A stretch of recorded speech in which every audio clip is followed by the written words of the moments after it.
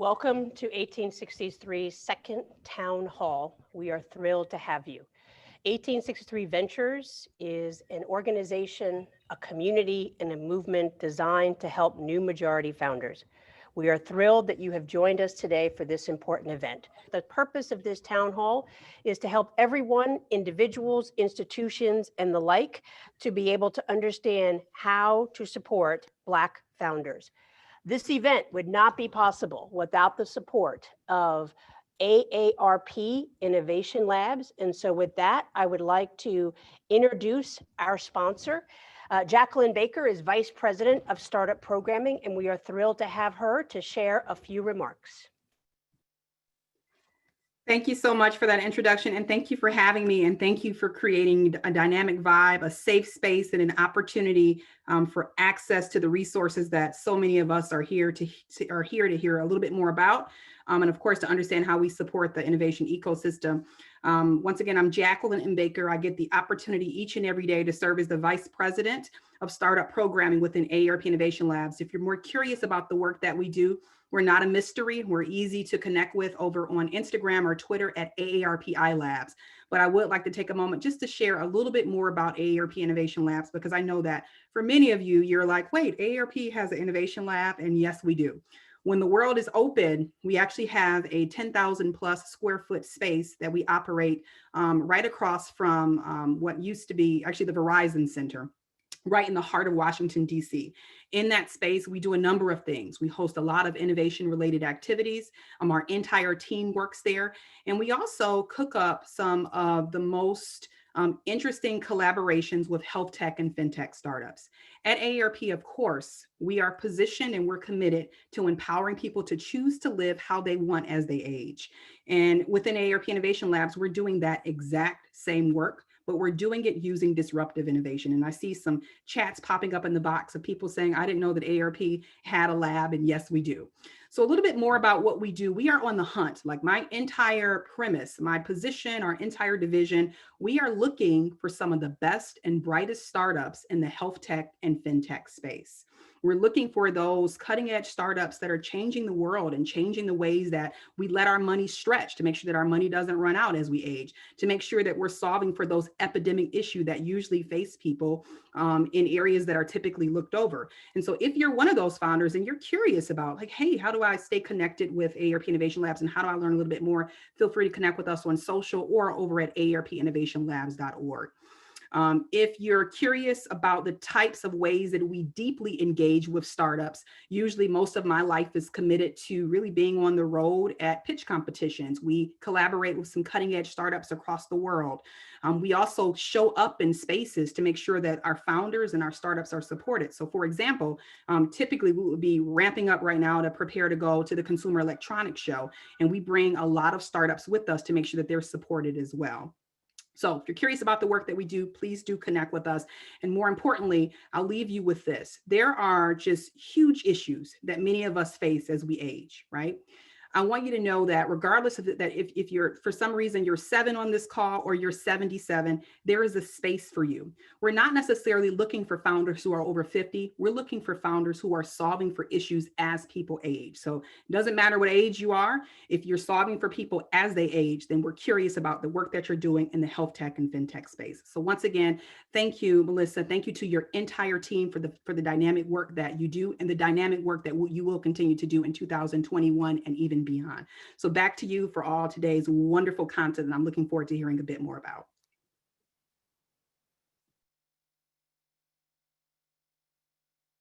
Thank you so much, Jackie. I just want to again thank you and AARP Innovation Labs.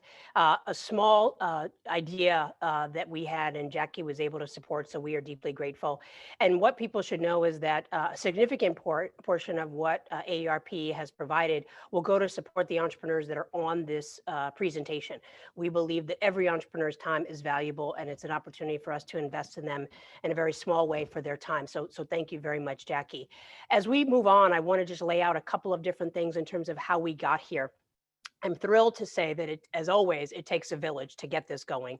And I love that the chat is popping off. And so I encourage people to put everything in the chat or feel free to use the Q&A box. We'll be checking both. When we came up with this idea, I will admit that post George Floyd, a lot of calls, I'm sure a lot of people on this phone got a lot of calls, and probably after my 101st call, I said, there's got to be a better way to help people figure out how to invest in Black founders. And this emerged. When I spoke to Jacqueline, she was ready to step up. And when I knew we needed help getting the word out, not just amongst entrepreneurs, but amongst institutions and foundations and investors, we had a series of co-hosts stepped up that included Target, City Ventures, as well as McKinsey. And so throughout this time, you will hear from them and some of the work they're doing as a proxy for what is happening and what is possible. We also know this would not have been helpful without an array of partners. And you will have access to all these partners at the end. And we will send you an email link that has information about all of these groups, and more importantly, research that they have done that I hope will help inform much of the work that you may be guiding by or intentional about figuring out how do we support Black founders in this space. And so I'm grateful and thankful to every single partner that's on here. And if by chance we missed someone, or if by chance somebody was helpful in getting all the folks to sign up that they did, then I want to say thank you. We are deeply grateful for all the support within this large ecosystem. To get this started, we have broken this down into 4 different parts. The first one is really understanding the Black entrepreneurial journey, because having been an entrepreneur myself, our pathway is very different than our white peers. We will then go in and talk about the ecosystem, as many of us are deeply committed to making sure that entrepreneurs have the access to capital and coaching, support, and connections. And that'll be our second panel. The third one, we're going to talk about money, which is probably one of the most important things as a means to help create wealth and move this forward. And then finally, we'll talk about allyship, and I am thrilled to have an entrepreneur who has had 3 exits be with us to talk about her personal journey and what she's learned. To kick us off, I'm going to ask that Target start with their presentation as our co-host for the Black entrepreneurial journey. Adrian, feel free to start. Okay, thank you. We're each going to introduce ourselves, and then we have a couple things to share with you. Jason, go ahead. Good morning, everyone. It's a pleasure to be here with you all today. My name is Jason Breen. I am a senior director as a part of Target's Insight Strategy and Innovation team, and I lead our startup engagement through our Accelerator portfolio. Good morning, everyone. My name is Melanie Gatewood, and I am a director here at Target. I lead our multicultural merchandising and enterprise segmentation team. Our team is devoted to ensuring that Target stores across the nation have the right products for any guest who steps through that door, and making sure that the neighborhood Target that you claim reflects you. And I'm Adrienne Costanzo. I get to work with both Jason and Melanie. I'm the VP of localization and small formats for Target. And how I explain that is that our collective team is focusing on building a relevant guest assortment across whether it's multicultural merchandising with Melanie's team, climate, tourism, and also curating assortments for our very smallest stores in the chain. And so we're here today, very excited to be here. And I wanted to share a little bit about our commitment that we have made as a collective organization. So earlier this year, our CEO, Brian Cornell, shared our steadfast commitment to stand with Black families and to fight against racism. And Target kicked off the work with a $10 million pledge to advance social justice, support our communities. But honestly, that is just the start of the work. Since then, we've established REACH, which is a Racial Equity Action and Change Committee. And this is an action to help guide our way. The 6 founding members are senior leaders from across all of Target, and they come with diverse perspectives and expertise across all aspects of the business. The REACH strategy is the catalyst that will call our entire team at Target to action and help every team member and our partners understand the role that we all play in driving some lasting change. And this is work that Melanie, Jason, and I are heavily involved in. It's divided into 4 categories: team, guests, communities, and civic engagement and public policy. And within each category, we have different commitments that all ladder up to advancing social justice for our Black communities. So I want to give it over to Melanie to talk about what that means for Black entrepreneurs. Thanks, Adrienne. So for Black entrepreneurs within our guest and community pillars, we've made 2 commitments. First, we are wholly and completely committed to the advancement of Black-owned businesses, as well as the legacies of Black-founded businesses, to provide access to our resources and expertise as a large mass retailer. Secondly, we are finding new ways for Target to accelerate the prosperity of Black communities and build wealth. We are working towards achieving these goals, and we've been working tirelessly for and with and side by side with Black founders, which is a complete honor. Not only are we excited about what we're going to do, but we're actually excited to build off of a strong foundation of investments we've been making over the course of several years. Starting with the partnership with organizations like 1863, which to help provide more education to new majority entrepreneurs. We've also partnered with entities like Refinery 29 Unbothered to deliver masterclass series to Black women entrepreneurs. We've also sponsored marketplaces and pitch competitions with New Voices. In partnership with our supplier diversity team, we've hosted Black-owned business fairs through our African American Business Council, ERG, where we identify and showcase Black entrepreneurs to teams of buyers and planners and those who are key decision makers here at Target. Across all of these efforts, we've been able to find and bring in brands like Black and Bold Coffee, Partake Food Cookies, Rosen Skincare, and Mented Cosmetics, and more. I'm actually wearing Mented right now. So one of my personal favorite brands. And just to say it all, like, this is just the beginning more than anything.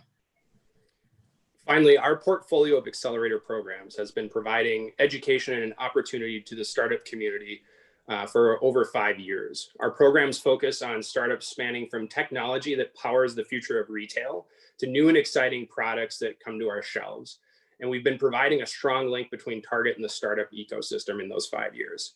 One example of our programming is Target Takeoff, which is designed for startups who are looking to bring their products to shelf. We have hosted cohorts that span categories from wellness and beauty to baby and household essentials. Our 5-week program works with brands to accelerate their growth into mass retail. And we've had the privilege of working with some amazing brands over those years, including Mented Cosmetics, Rosen Skincare, Girl in Hair, Young King, and Scotch Porter. Although we just closed our applications for our next program, Target Takeoff Beauty, we are excited to announce our full 2021 lineup of programming very soon. This year, along with the other efforts that Target has put forth, we have been focused on building an ecosystem of support for Black entrepreneurs. We knew from the beginning that it is important for us to build with the Black community, not just for the Black community. And in the fall, we launched our first Target Accelerators Entrepreneurship Council, where we work with Black founders and ecosystem partners to identify gaps, discuss solutions, and provide feedback to help us build better solutions for Black-owned businesses. We are absolutely thrilled to have Melissa Bradley as a council member, as well as many other amazing council members.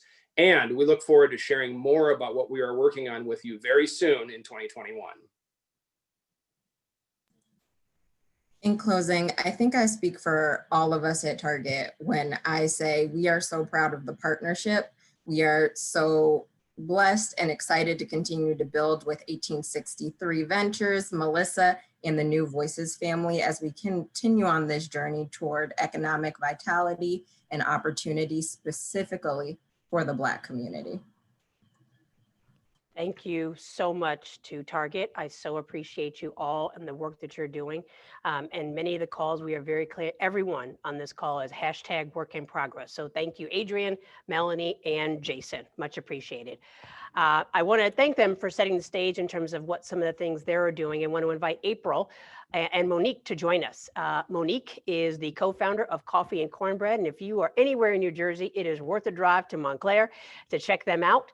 And I'm thrilled to have April, who is the CEO and founder of Keeping You Sweet, which is a vegan cheesecake, which has helped me lose weight. I just got to stop eating all the other things that are not as healthy for me. But I want to thank both of you for joining us today.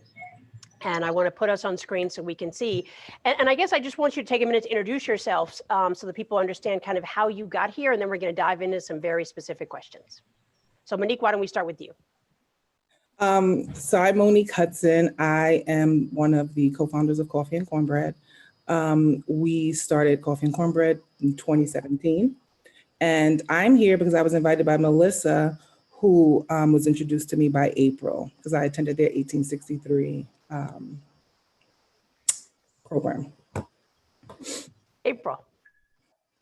So my name is April Harris, and I am the owner and founder of Keeping You Sweet, which is an all-natural and always gluten-free baked goods company specializing in desserts with a healthy twist. Our tagline is, if our desserts are so delicious that if we didn't tell you they were good for you, you wouldn't know. Well, clearly I didn't know. My family has learned, don't tell me something is healthy, and this way I'll eat it Right. anyway. We heard some great stuff from Target, and obviously, again, hashtag we're all a work in progress from all sides of this ecosystem that we're in. Talk a little bit about your journeys and what were some of the challenges that you faced in getting started. And April, let's start with you. So my background is in music. I come from a 3-girl group from the 90s, and I had no interest in the food business. My mother owned the catering business. But my mom passed away in 2011. And when she passed away, I had no desire to do anything but look at her recipes in her recipe book and start baking. I bake. And long story short, the baking led me to donate to charities, and that donating to charity led me to Whole Foods. So in 2017, after submitting to Whole Foods in just 3 months, I was in one of their stores, and a few weeks later in 5 stores, and a month after that, 10. And now I'm taking the region for them, as well as other retailers. And I started out with a gluten-free and a dairy cheesecake line, and now I have the dairy cheesecake line, brownie line, and the vegan and gluten-free and no added sugar cheesecake line. So the journey has been very interesting because I'm not in the food. I wasn't in the food business, and now people are coming to me for advice, and it's just amazing to me. I'm just excited. And 1863 was so important in helping me to stay in business because I honestly, many days was going to quit. It's just really hard. And talk a little bit about that. I mean, talk a little bit about what were some of those challenges, right? The whole point here is to keep it real and keep it honest so that those who want to help entrepreneurs like you really understand what's going on. So give me like 2 to 3 of the biggest challenges. Yeah. The biggest challenge is that I didn't know anyone. I knew people in the food business, and they had been trying to get a product in store for one of my friends 10 years, and he still is not in store. So he's like, April, you don't start at Whole Foods. That's where you kind of end up. He said most people start in the bodega, the local corner store. He said you don't start. So for me, just trying to get as much information as possible about how to, package, label, box, I really didn't have anyone until I met Denise Woodard from Partake. When I met her, she just became this amazing mentor to me. So I think what's important in going into any type of business, especially if you don't have the background in it, is just trying to find as many people as possible, as many resources as possible to help you. Because I really didn't have anyone until I found her. And thank so you. That was my main challenge. My other challenge is always funding. Because as I grow, I started in 1 store. Now I'm going to be in 51 stores. And they're asking me to do 90 stores. So, in the scheme of things, I thought maybe I would be in maybe 300 stores by now, but I'm still trying to figure out how to get to, the 51. Got it. Well, so I want to come back to funding, but Monique, tell us some of a little bit about your journey, what some of the challenges that you've had. So it's always funding. We actually bootstrapped our business. So we took our entire savings, my husband and my sister and I, and just kind of put it into this business that actually we were entering into a brand new space. We are a fast casual breakfast eatery that serves a fully non-GMO and organic menu. And so coming into that space, customers getting used to eating their food on takeout containers and all of those things. Definitely was very scary for us, but I also have some experiences because I did spend time in the hotel business. I was an executive for Marriott, so I was able to sit in on marketing meetings and understanding my customer. So we were good there. But I think it's the funding and having the support. So my network expanded when I met April, who actually I met her through a customer who came into my restaurant. And then April trying to get our product into Whole Foods. And then April to 1863. But that doesn't always happen to every Black entrepreneur. So No, you're right. You're right. And so as you present some of these, a couple of things I want to just pull out before we go on to the next one. So one is kind of this transparency of process, right? Monique, you were lucky enough because you understood a little bit about it, had some access. And April, you clearly have an amazing product, but there wasn't a lot of resources. So the first thing I would say is for those who are looking to help Black entrepreneurs enter spaces, make sure that you are opening the gates a bit and being transparent in terms of what it takes. Both of you also talked about this support network, and we hear this kind of phrase, social capital, all the time. And I always say, Black people have social capital. It's just different.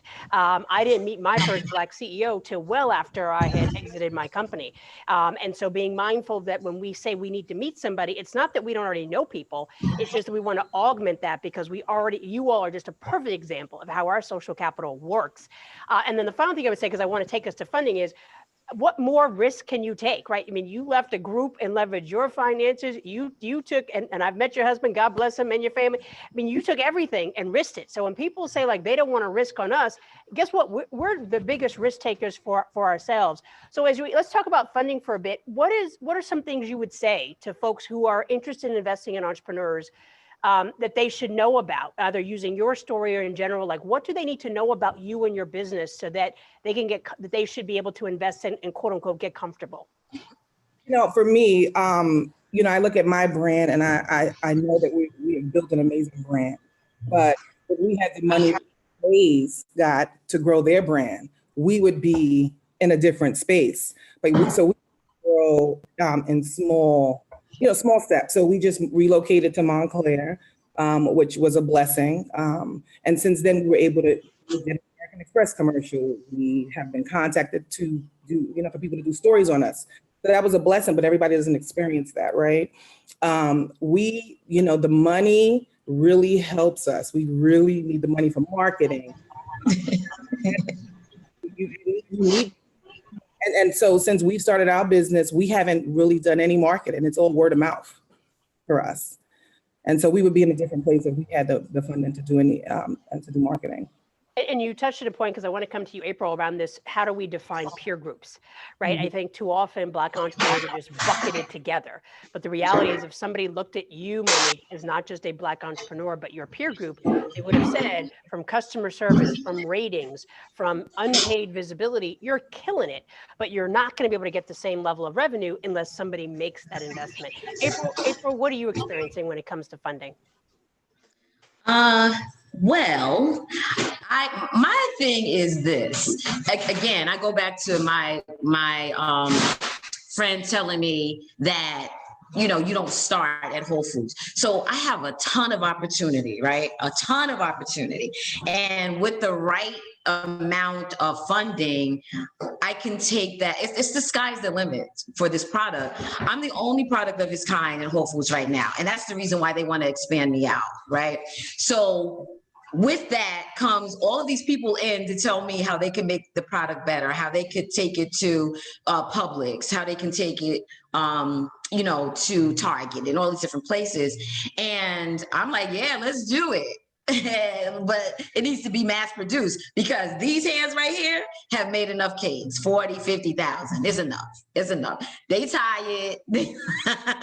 So I need some automation. I need some refrigeration, and I need it on a large scale. So I just say, it's all here. It just needs a little, couple dollars, And what's interesting about you are, I'm sorry, go ahead, Monique, go ahead, please. This too, we talk about, our brands, and April does have an amazing product. And I look at my restaurant and what we always say that there's no other restaurant that offers quite like what we offer, right? So we have half of our menu is dedicated to our plant-based customers. We've integrated technology. So that's the other piece that Black entrepreneurs need. They need technology. So a lot of restaurants had a hard time pivoting because they're using old cash registers. They don't have a way to communicate with the customer, but we understood technology. So we had to communicate with customers, the text message or the website. Not everyone has. So I just want to emphasize that you never know what type of business we could be the next, billion-dollar business, right? Because, and I speak for that for me and April, based off of what we're building. We're so committed to our businesses. When people come and get to know us and hear our story, and you see that we're as committed. And if we had the backing and the support, we would, it would be sky's the limit. And what's interesting is that both I just want to add to. Please go ahead. I just want to add too that through this whole pandemic, like for Monique and I, we talk every single day, sometimes 3 times a day, helping each other find funding through grants, loans, everything. I told Monique that she should have written a handbook, because when I would call her and say, well, what's next? She said, girl, you need to go here and go online and do this. And we were able, because we were so connected to each other and so committed to helping each other maintain our businesses, we were able to sustain. And now, we're going into this, we don't know what it's going to still be with, with the virus, but we were able to maintain, because at the beginning, honestly, and I think the same thing for Monique, we weren't sure. We weren't sure if we were going to have businesses this year. And because we held on to each other, let me tell you, we held on to each other, and we were able to get resources from each other, and that's how we made it. And that's the truth. But we have a question, and again, please keep them coming. We want this to be interactive in the Q&A. When you talk about resources, could you be more specific? So, you certainly heard holding on, which to me means you could call and scream and say, the house is on fire, even though it's not literally, and nobody mad at you. But give some specifics for folks who are watching. Well, Monique she has access to all the grants. So she was like, girl, I just found out about this grant, so you need to apply. And then she made me do that, because I wasn't doing it at first. I was just like, look, I'm trying to get a loan, I'm bootstrap some more, but I was really sinking, because all of my orders stopped. And then all of a sudden food became king. And then this big explosion happened, and I have received so many orders. So I needed to, I didn't have any employees because everybody was collecting unemployment. They were making more on unemployment than they were with me. So that was a thing. But Monique, she has so many resources that she sent to me, then I sent to people. But what I love about her is that she shares anything she has. She shares with everyone, and she makes an incredible whiting and egg sandwich with onions and spinach that I try to eat almost every day. I love it. So we're feeding the soul and the mind and our stomachs.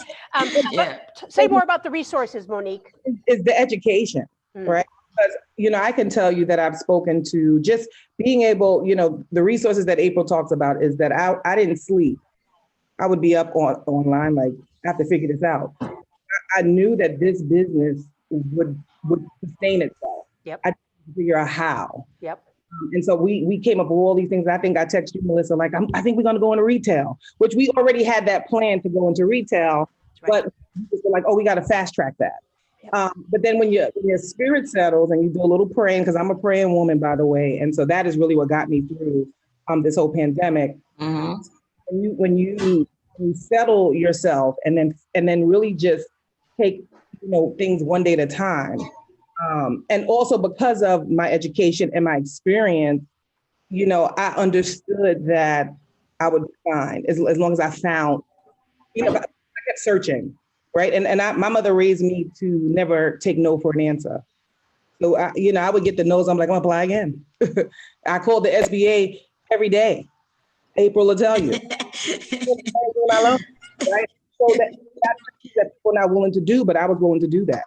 So But talk about what that meant though, right? Because you are definitely prayerful, and I know I've been blessed by your prayers, and we text a lot, but like that's a huge opportunity cost, right? So talk a little bit about like what are your days like? Like, you know, we already know entrepreneurship is not 9 to 5, but you know, right there, that's you talk about finding grants online, you talk about following up people.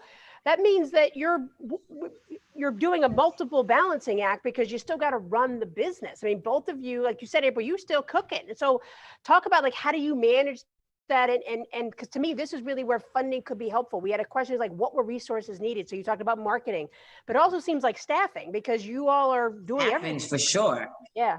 And so, yeah, so staffing is a big thing. I mean, we actually closed for about 5 months during this pandemic. So the first 3 months was because we said we need to make sure we can serve people safely. And we just we were not comfortable, you know, being open. And so, and then we moved and then we just, but in the interim, even while we were closed, we actually had a job at Wilson Kids.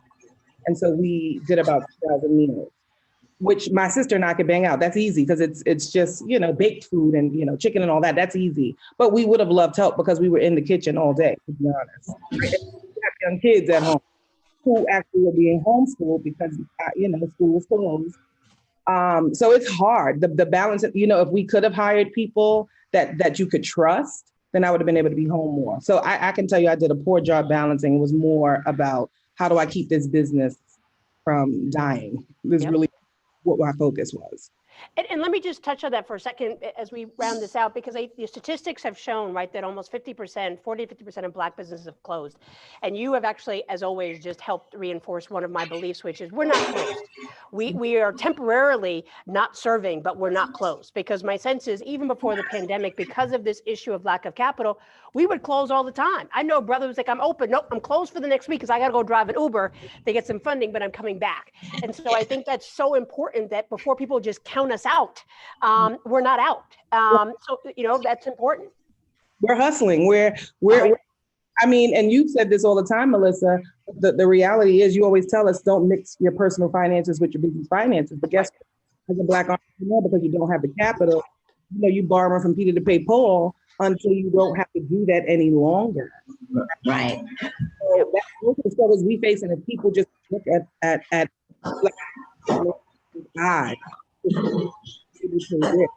like, you know, I'm willing to risk, you know, I take all my money, I'm willing to risk the house I have. I have a home I pay a mortgage on, but I'm saying I'm betting on this business. Yep. Yeah, I think the rules the rules that apply to other groups don't apply to us. Say more. Because we, like, you know, the rule that you don't use your own money. What do you mean you don't use your own money? How do you start your business? How do you sustain it? And even the money that I received from the grants and the loans, it's still not enough. Like, I mean, it's just not enough. Yep. You know, it's never enough. Every time I get money, I'm like, ooh, this is good for now. But next month or 2 months from now or 3 months from now, I can't safely hire the right amount of people that I need for the business because it's never enough. And for me, my day starts around 6, 7 in the morning. And honestly, sometimes doesn't end till 6, 7 in the morning. Yep. Right? So my sleep, I catch a nap every now and then. So that's my reality, because in order for me to get administrative stuff done, and people say to me all the time, oh, you should post more on Facebook and Instagram. I'm like, are you kidding me? I don't have time for that. So that's a job for someone, because there's a lot of opportunity there for us as well. Yep. As we consider now more going direct to consumer and selling product online, which is huge for us. We had to shut it down, our Google ads and our Facebook ads, because we couldn't keep up with the demand. You know, we need more people. We needed to produce faster. And we just, you know, that's what I would need, you know, more funding for. But also too, Melissa, is very expensive now.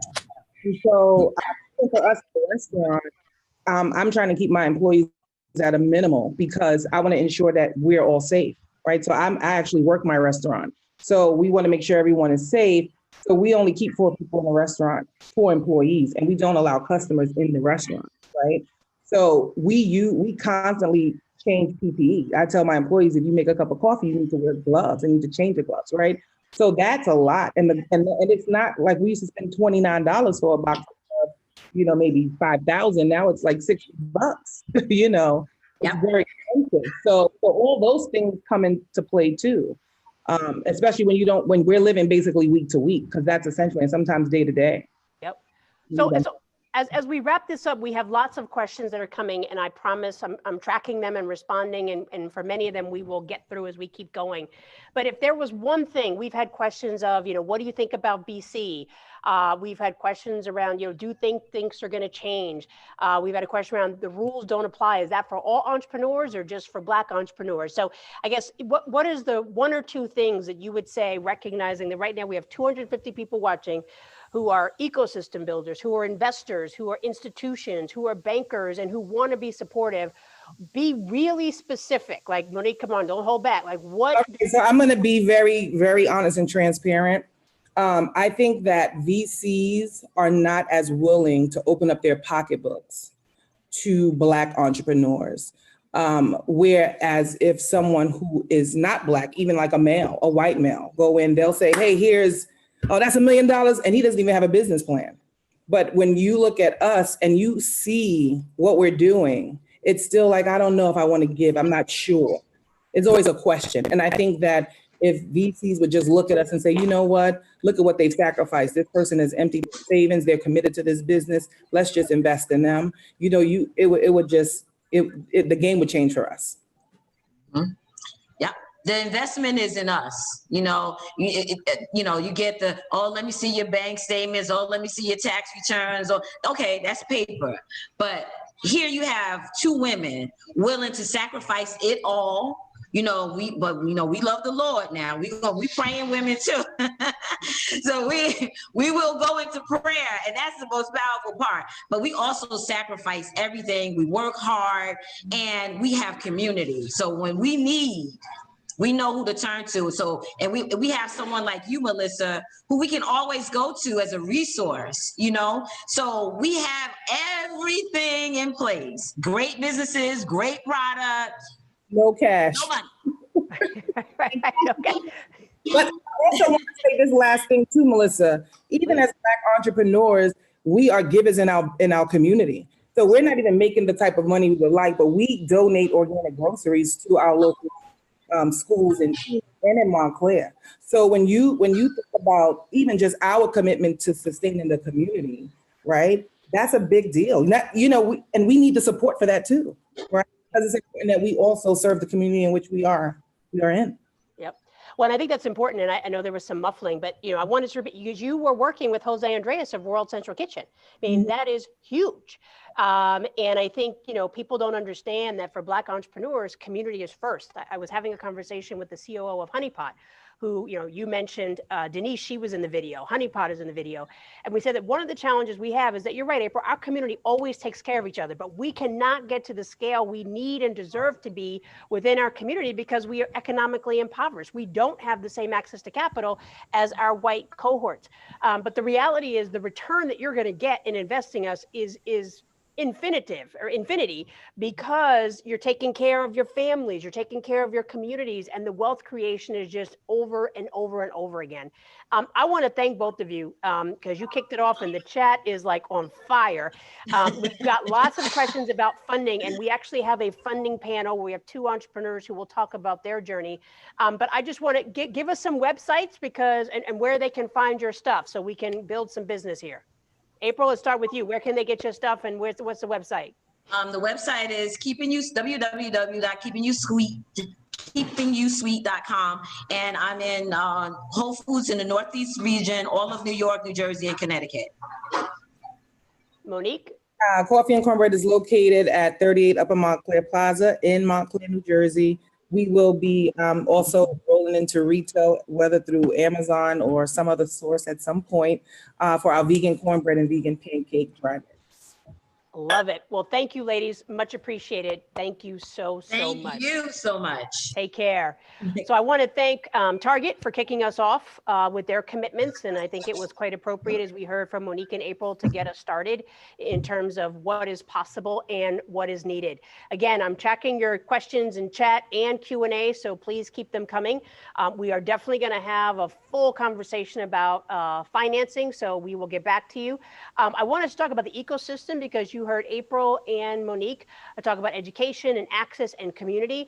So we have some amazing entrepreneurs, but before we do that, I want to invite David, who actually wrote the report that McKinsey did on entrepreneurial ecosystems, to give us a little insight. So David, let's hear from you, my friend. Thank you so much, Melissa. And it was both inspiring, and you could clearly hear the passion from both of the entrepreneurs that we just heard from. So I'm humbled to be here with you all, and I will try to follow that quite nicely, although it'll be very hard. As a brief introduction, my name is David Babalal. I'm an associate partner with McKinsey based in our New York office. I spend all of my time doing work in private equity and serving the private equity industry.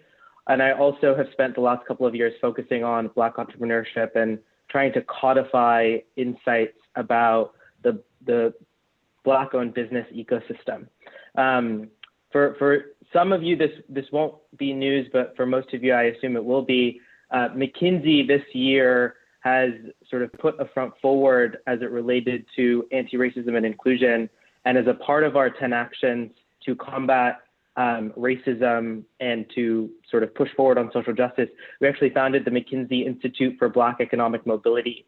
And the hope is that with this institution, we will inspire, we will empower and sustain action that leads to the economic development of Black communities across the globe. So if you have not had a chance to look at our research, we've been doing research for the last couple of years.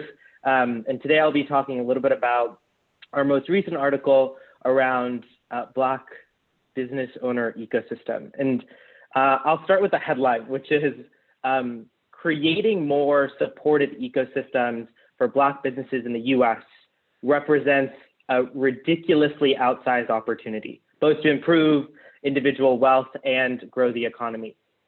When we think about the parity between Black and white owned businesses, which we just talked about, it has the potential to yield an additional $290 billion in recurring direct revenues.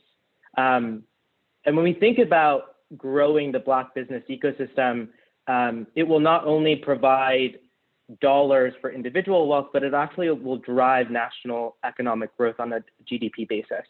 The value of the sort of mean business equity by white Americans relative to Black Americans in 2019 is 4 times. And only 5% of Black Americans actually hold business equity compared to 15% of white Americans. So the disparity is quite clear. Despite high rates of entrepreneurship, which we see in the Black community, Black business ownership is disproportionately small relative to the Black population. Black Americans, as you all know, make up 13, 14% of the population, but our businesses receive less than 1% of revenue. And we tend to ask our question, why? And the way that I like to think about it is there are a ton of challenges that Black business owners face that other business owners don't necessarily face along the entrepreneurial journey. And when I say entrepreneurial journey, I mean going from the ideate phase to the startup phase to the sustain, which I mean by growing profits, to scale, which is market expansion, then finally to exit, right? Capturing that business value. And I've talked to hundreds of Black entrepreneurs over the last couple of years to try and codify what we mean by that. But I think 2 very clear points. One is we're concentrated in low revenue sectors. So 50% of Black owned employer businesses are concentrated in 5 key sectors, but they only represent 20% of overall revenue, a fifth. And the second point, which we just talked about, was limited access to capital. 50% of Black owned employer businesses, the average starting capital for Black businesses is $25,000 versus $100,000 for white-owned businesses, almost a $80,000 difference when actually starting your business. As Melissa mentioned, COVID-19 has exacerbated not only the effect on our community in terms of health, but the business community. And when we surveyed individuals, folks are excited about the prospect of us finally being able to close that gap because it's pushed us to the limits. But closing these gaps requires addressing historic structural barriers that our community has faced for far too long. And that has been sort of emphasized during COVID-19. And when I think about what those are, I kind of bubble it up to four things. One is economic disempowerment, our disability, right? And our limited availability of capital to start businesses. $72,000 gap between starting a Black business versus a white business, almost $75,000. The second one is the market, lack of availability of expertise, services to help build businesses. The third one is sociocultural, systemic biases that limit Black access to networks and social capital. And the last one is institutional or structural, unfair policies. If we think about COVID-19 loans, 2% of Black businesses received them versus 83% of white businesses. And so when I think about what organizations need to do, it is truly address the gaps across these four barriers. Guarantee funds and programs for Black entrepreneurs, launch reskilling programs, hold convenings to facilitate networking, and build coalitions to actually support anti-discrimination laws. And so I'll wrap there because I know I only have 5 minutes, but if you'd like to hear more, feel free to reach out. We also have a report online, and super excited to hear from the next panel of entrepreneurs. Thank you so Melissa. much, David. I appreciate it. And we will be sending out a link, as I mentioned afterwards, that will have this report, the McKinsey report, and many others. I'm going to ask Derek, who we call Teddy, Janelle, and Cora to join us and introduce themselves. And then our first question will be to get them to respond to what David just said. So Cora, why don't you share a little bit about yourself? Yes, hello everyone. My name is Cora Miller. I am the co-founder and CEO of Young King Hair Care, which is the first plant-based natural hair care line intentionally crafted for multicultural boys.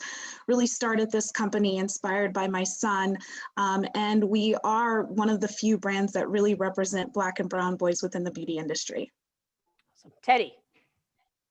Hey everyone, glad to be here. My name is Derek Carson, founder and CEO of Graspy. And we're a mobile-first training, onboarding, and employee engagement platform for the new connected workforce. I love it. Janelle. Hi, good afternoon, everybody. My name is Janelle Darden, and I'm the owner and creator of Moisture Love, which is a vegan collection of products that transforms dry, brittle hair to healthy and hydrated, and we are based in Atlanta. I love it. Well, I'm thrilled to have you all. Some of you I've known for a while, some I'm just getting to meet, but you all are doing amazing things. So Janelle, I'm going to start with you. We heard a lot of stuff from David. Talk and respond to that, because I do think there's this narrative around, oh, woe is the Black community. And don't get me wrong, we got our problems, but we're also extremely resilient. So what were you thinking as David was sharing some of that stuff, and if you've had a chance to look at the report? Well, thank you, Melissa, and thank you, David, for putting together that report. On one level, the first thing I was thinking was like, man, I'm glad a firm as well respected as McKinsey put together this data. Because a lot of times I hear, even within the Black community, when I'm explaining to friends or family or whoever about the challenges I'm having as an entrepreneur, you know, they'll say things like, oh, you know, racism doesn't exist anymore. How do you know that's just not, you know, you juxtaposing your thoughts about why you just really aren't qualified and all these other things that could be the case, but there's still also a bias that comes along with being Black and being a woman and looking for funding. And so to have McKinsey actually lay out that data and those statistics, I think other people will pay more attention because people trust McKinsey. And then the other piece was, I've experienced that, you know, even before my early years in business, where maybe we didn't have a lot of sales or I didn't have a lot of historical P&Ls and balance sheets and things like that to show our growth. Even now, where we've grown significantly this year, we still had a hard time getting funding, or even figuring out what we need to do to get funding. Because in addition to getting the funding, sometimes I'll ask for, just give me some feedback on what do I need to do, what metric I need to hit. And that information is even hard to receive. It's almost kind of like it's a secret, or it's like, you know, if you don't know, you don't need to know. So excuse me, a little nasal on this. I'm fighting a little cold here. It's okay. We're just happy to have you. Everybody that's here, we are glad that everyone is safe and still with us. Teddy, talk a little bit about what your response was to David's report, and also what has your experience been? Because I know you've been a part of several ecosystems. So share a little bit about your thoughts, and then what you would say back to that or in addition to that. Yeah, I mean, I love the report. It lays it out clear as day. I think one of the things that was said that resonated the most with me as an entrepreneur, I wouldn't call myself a serial entrepreneur yet, but I have started a few businesses, is the disparity between how much funding that a Black entrepreneurial founder typically starts with versus our counterpart. I remember when I was, my first business was a small agency, was instructional design and web design. And we, for the life of us, couldn't get loans to get that off the ground, straight out of the pocket. So when he even said 25,000 was the starting number, you know, my eyes kind of lit up, because I didn't even have 25K, right? I barely could scrap up about $5,000 to get it all going, right? So that was a huge thing that I did love about the report. And I think even diving into the report a bit deeper, one thing that I and it was touched on earlier, is that mentorship piece, right? Like that's huge in an ecosystem, in a building system, is that we tend to start businesses without having people there that can actually help us tread that path to get to where we need to go. Where, hey, we have this idea, hey, this is what we're gonna do, hey, you know, I'm gonna read up on it on Google, and we get started. And then when we fail, it diminishes us personally even more, because we feel maybe we aren't able to do this. And that sometimes isn't the case, right? But that's what I took away, especially what was said just a minute ago. Yeah, Cora, what would you share? Yeah, I think, you know, obviously read the report and definitely listening to David's comments, there's clearly huge gaps in access to capital and resources, opportunity that Black businesses are really trying to overcome and solve for. But when I reflect on those interventions and really how you close those gaps, one thing that stood out to me the most is just how do we expand these opportunities for mentorship and sponsorship, to exactly to what Derek was saying. You know, based on my own experience, you know, sponsorship has been critically important for us, even beyond mentorship. So I think, you know, by partners and allies understanding and recognizing the difference between the two is instrumental. So when I think about mentorship, it's definitely a means to unlock resources to help you put ideas and strategies into place that you can leverage when you kind of reach those certain milestones, right? Which is obviously impactful. But it's really sponsorship. And when it takes it a step further when you find a partner, an ally that really becomes an advocate for you and your business. And they are truly personally invested in your success and go out of their way to make those connections. They go out of the way to share with their networks. They go out of their way to kind of publicly endorse you. And that's just huge. And it literally can change the trajectory for your business in terms of unlocking that capital and those extra resources to help you grow and scale your business. So when I think about that for Young King, and when we first started out, I'll give a huge shout out to the Target Accelerator program, which we were a part of.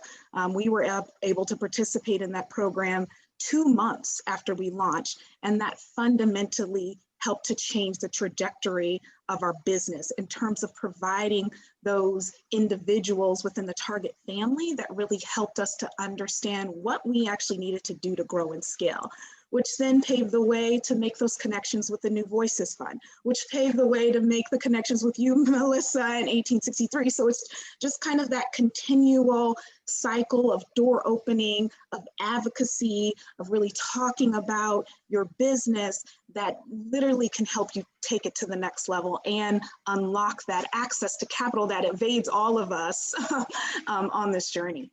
I appreciate that. And people are really appreciating the mentorship versus sponsorship, because language can be a great thing or it can be a real barrier.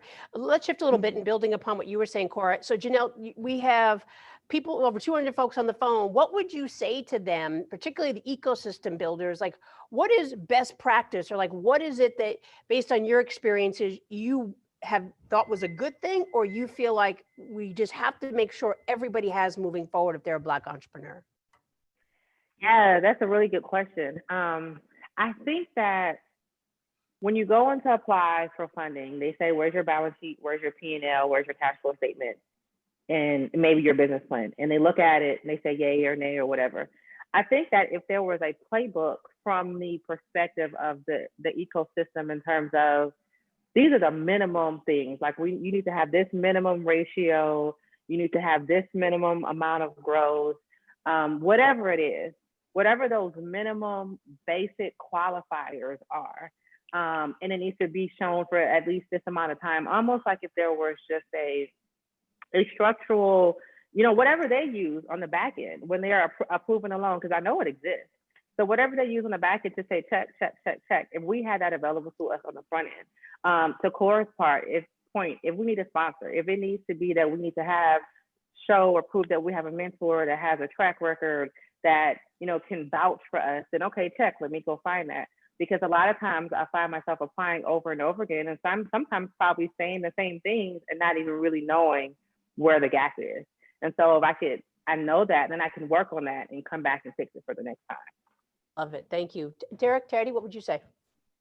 Yeah, this is a tough one for me, because I've been in a lot of different kind of accelerators and incubators to kind of get the Graspy up off the ground, because it's a high tech startup. I think there's no out of the box solution, right? I think everything has to be meticulously looked at, and really for the ecosystem builders, you have to build based upon the community around you, right? And so it's funny that you ask, because I jot down 3 stuff. So number 1 for me would be start with understanding the entrepreneurs or the founder's journey, right? Like, if you don't know what we go through and you don't try to understand that, then there's no way you can build an ecosystem that will support us the correct way, right? The next thing for that I would say is, don't limit that building or what you do to a feel-good D&I initiative, right? Diversity and inclusion now for a lot of companies is more of a buzzword than an actual thing to really double down on. And so for the entrepreneur, specifically the Black entrepreneur, being able to partner with people, being able to go to these programs and know, like, hey, you have our best interest at heart, because you truly believe we can scale these companies, is a huge thing, right? And not just this is a checkbox for you, right? And I guess the final thing I would say on that is just to educate and inform the differences between the small business versus a high growth. Because I know people who want to get into tech but have no idea where to start, people who are in small businesses and they still, they may want to make a transition, but they just don't understand. But a lot of the ecosystem is like, you know what, you fit into this or you're into that, but never give a true understanding, right? It wasn't until me starting Graspy realized, like, oh, this is different than a small agency, right? Like, the way in which I have to build this is totally different. And the people that I have to put around me to build strategically is also totally different. Yep. And so if you're an ecosystem builder, you have to come with that as well too. Hey, where does this entrepreneur fit in, and how can I put the right pieces around them so that they can scale accordingly? Yeah, so Cora, before you respond, I want to piggyback on that and ask you a very specific question, because what you Teddy and Janelle have talked about is really breaking the mold, right? That you cannot cut and paste us, because our journey is not the same, and we clearly don't have access to the same resources. Cora, 2 things, and I'm going to integrate some questions from the group. One is you killed it with the sponsorship, so now people want to know, how do you get a sponsor?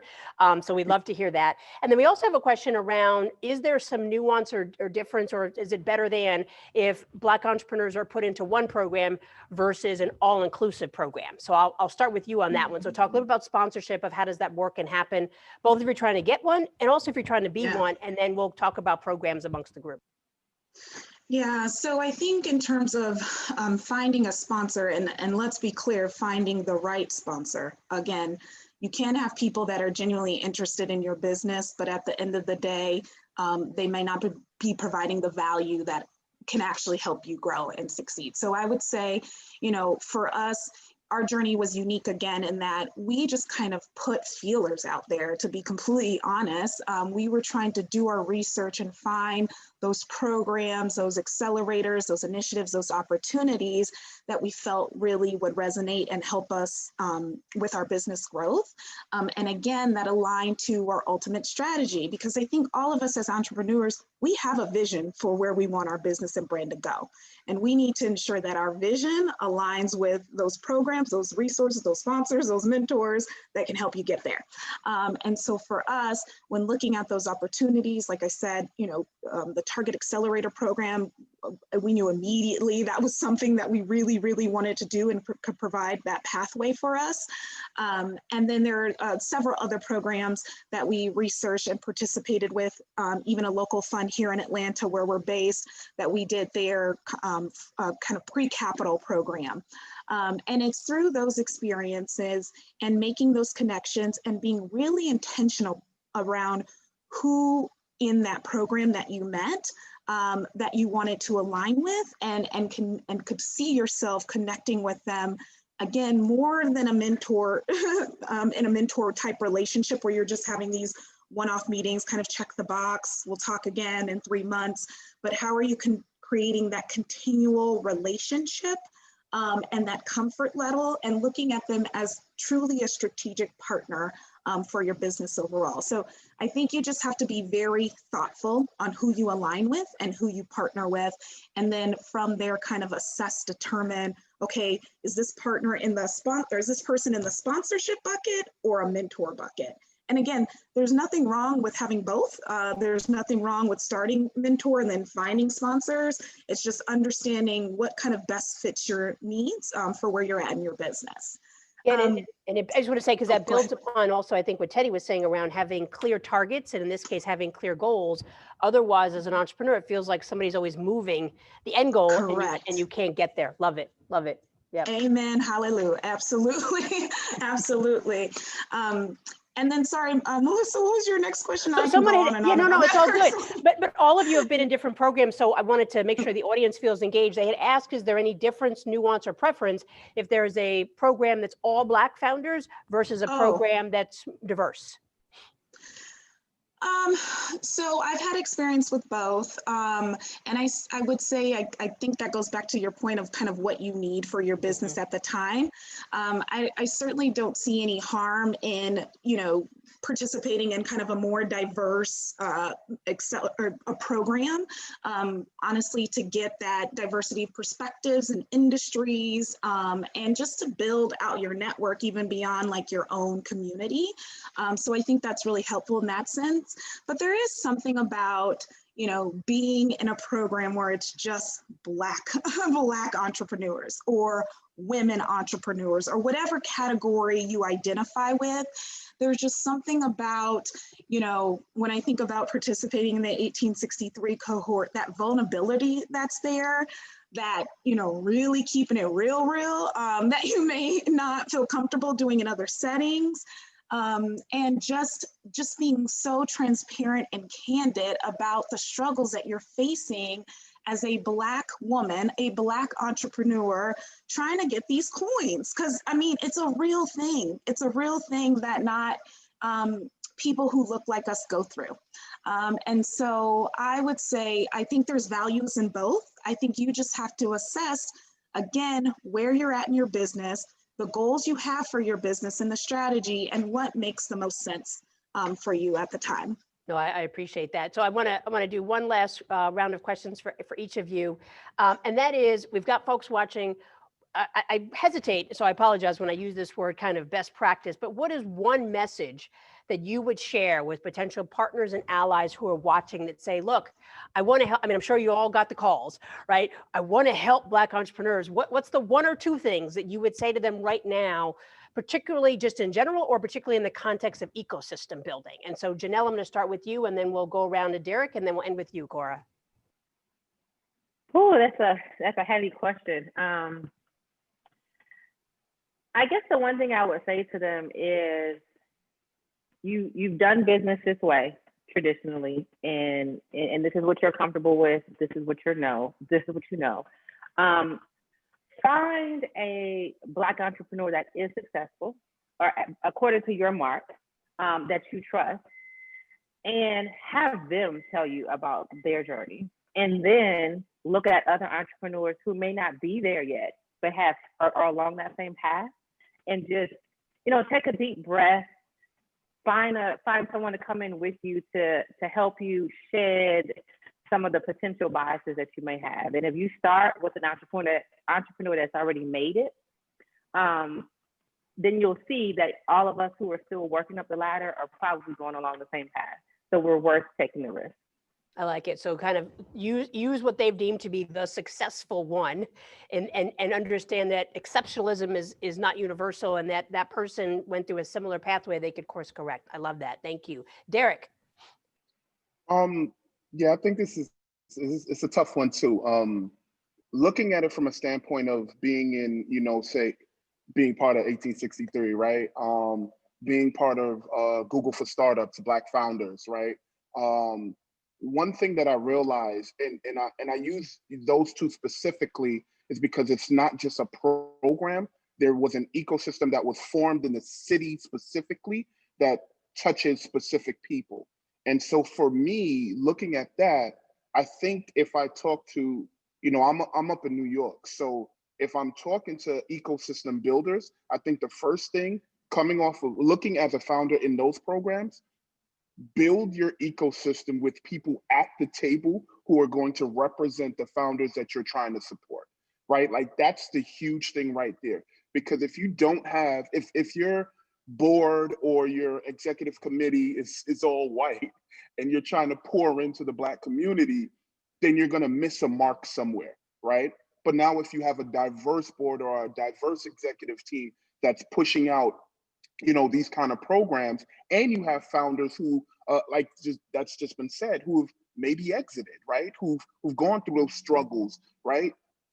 Part of that ecosystem at the table to build, then you have a better chance of succeeding. So again, I would say build that ecosystem with people like us at the table. Amen Corner is on fire. Go ahead, Cora, take us home now. Derek, Derek, you just spoke to my whole soul. Yes, that is exactly right. Have people at the table. But in addition to that, one thing that I would also say for allies and partners is, just because you don't understand the market need or the business doesn't specifically serve you, don't underestimate the value of that idea. And I think, I reflect on our journey, because early on we had a ton of conversations with potential investors who simply did not get what we were doing. The fact that we were a natural hair care line for boys, well, why does that matter? And when we explain representation, it's like, yeah, that's nice, but bottom line, what's the, going back to the dollar and traction and all of that. And so I think when you don't understand a market, when you don't understand the value or the unique proposition that a business is approaching you behind, please take the time to do your research. Please take the time to understand why we as Black founders, we're creating businesses for our communities, to support our communities, and for us to uplift Black and brown boys. So take the time to do your research, to educate yourselves, so that you can truly understand, what businesses we're trying to build and why you can fundamentally support us in that way by giving us some capital. Girl, amen. That is so perfect. This whole issue of friction, right? That what drives Black entrepreneurs is not just the money. It is the money for what it can do for ourselves, our families, and our communities. And when you throw around words like, what's your exit strategy and what is your value proposition, the value proposition that you all just laid out is 100 times fold than any tech company that I can think of that is about to go public or has gone public, because of the multiplier effect that you are truly uplifting the community. We got the amens, we got the high fives. I want to thank you, Janelle. Thank you so much, Derek. Thank you, Cora. We're going to put their information in the chat so you can follow with them, but so appreciate you all joining us. So thank you. Thank you.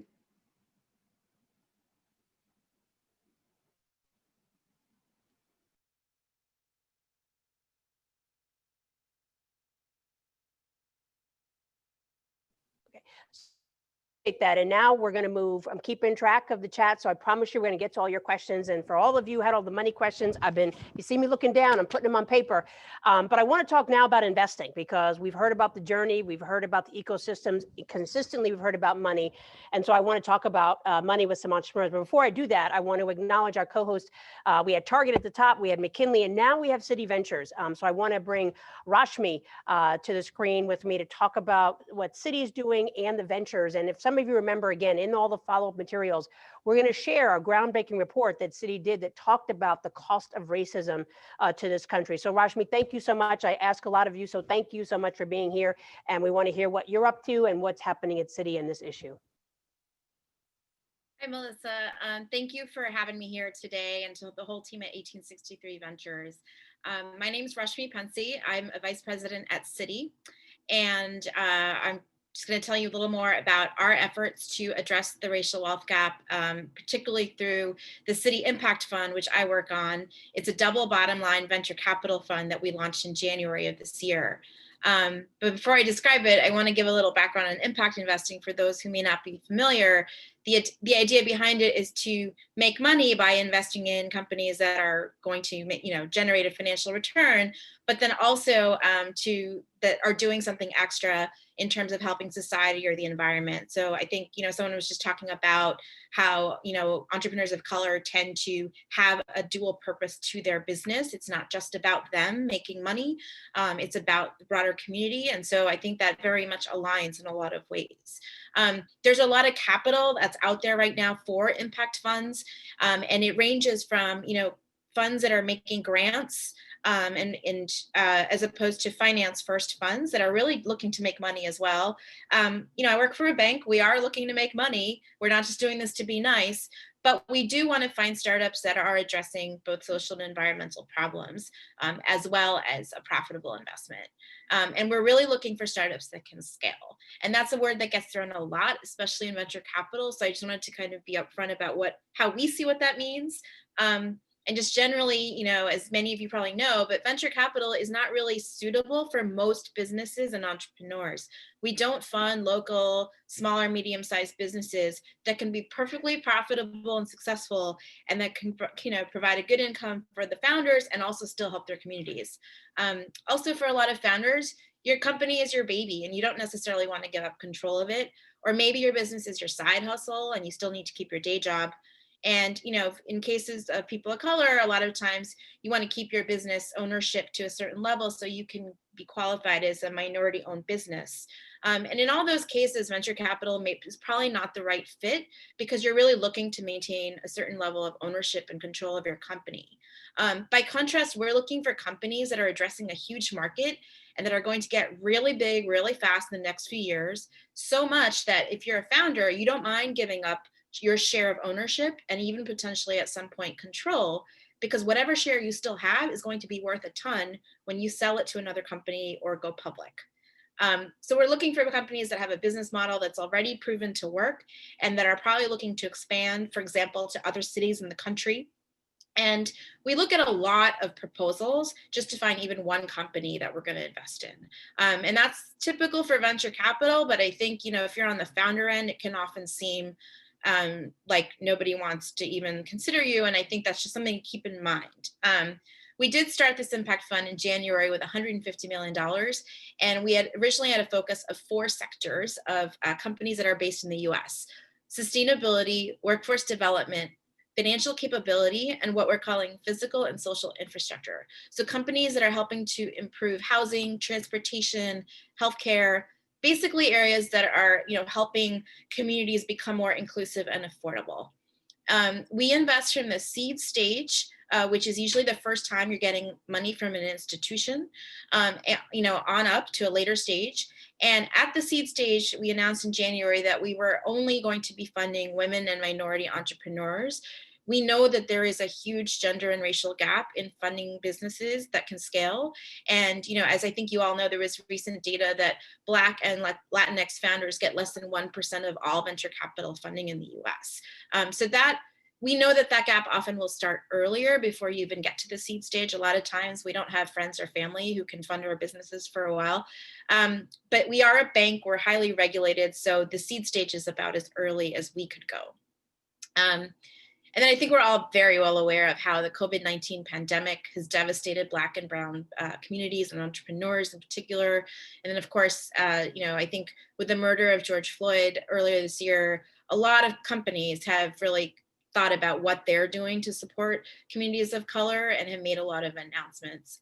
In September, Citi announced a goal of becoming an anti-racist institution, both internally and externally. And externally, we launched an effort to advance racial equity, and that is strategic initiatives of over $1 billion across our businesses to help address the racial wealth gap and increase economic mobility in the US. And so Melissa mentioned a report that I think is going to be shared with y'all, but our research team published a report estimating that the cost of systemic racism in the US economy has cost $16 trillion over just the last 20 years alone. And if it were to continue this way, would cost another $5 trillion over the next 5 years.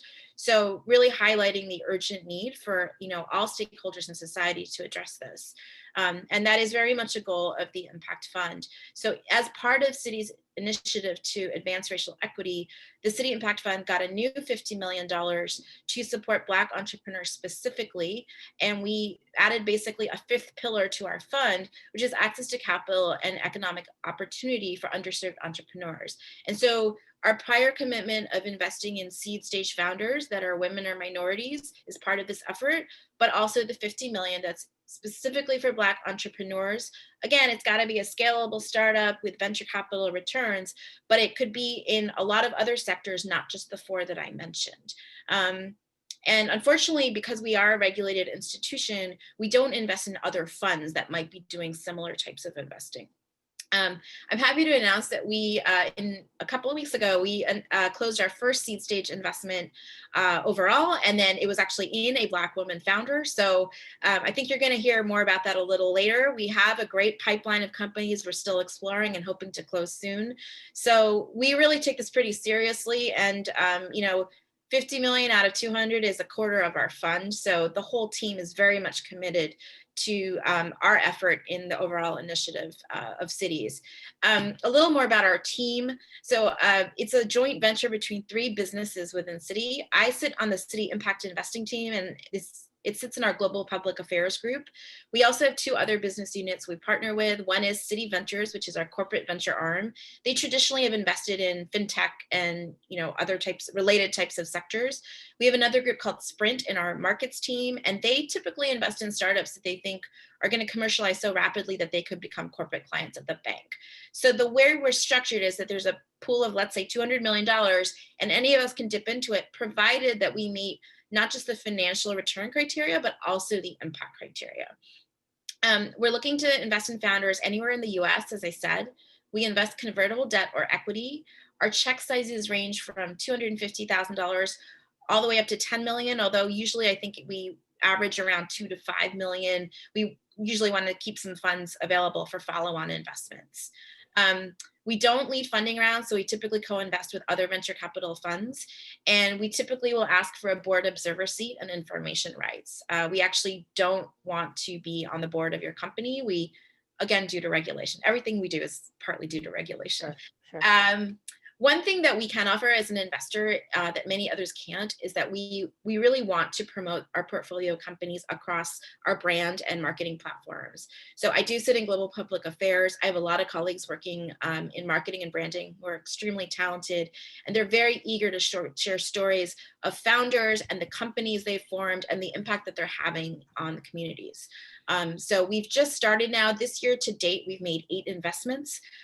So we're still waiting, I think, to see how impact plays out before we tell a lot of stories, but I think that is definitely something that we are looking to do next year.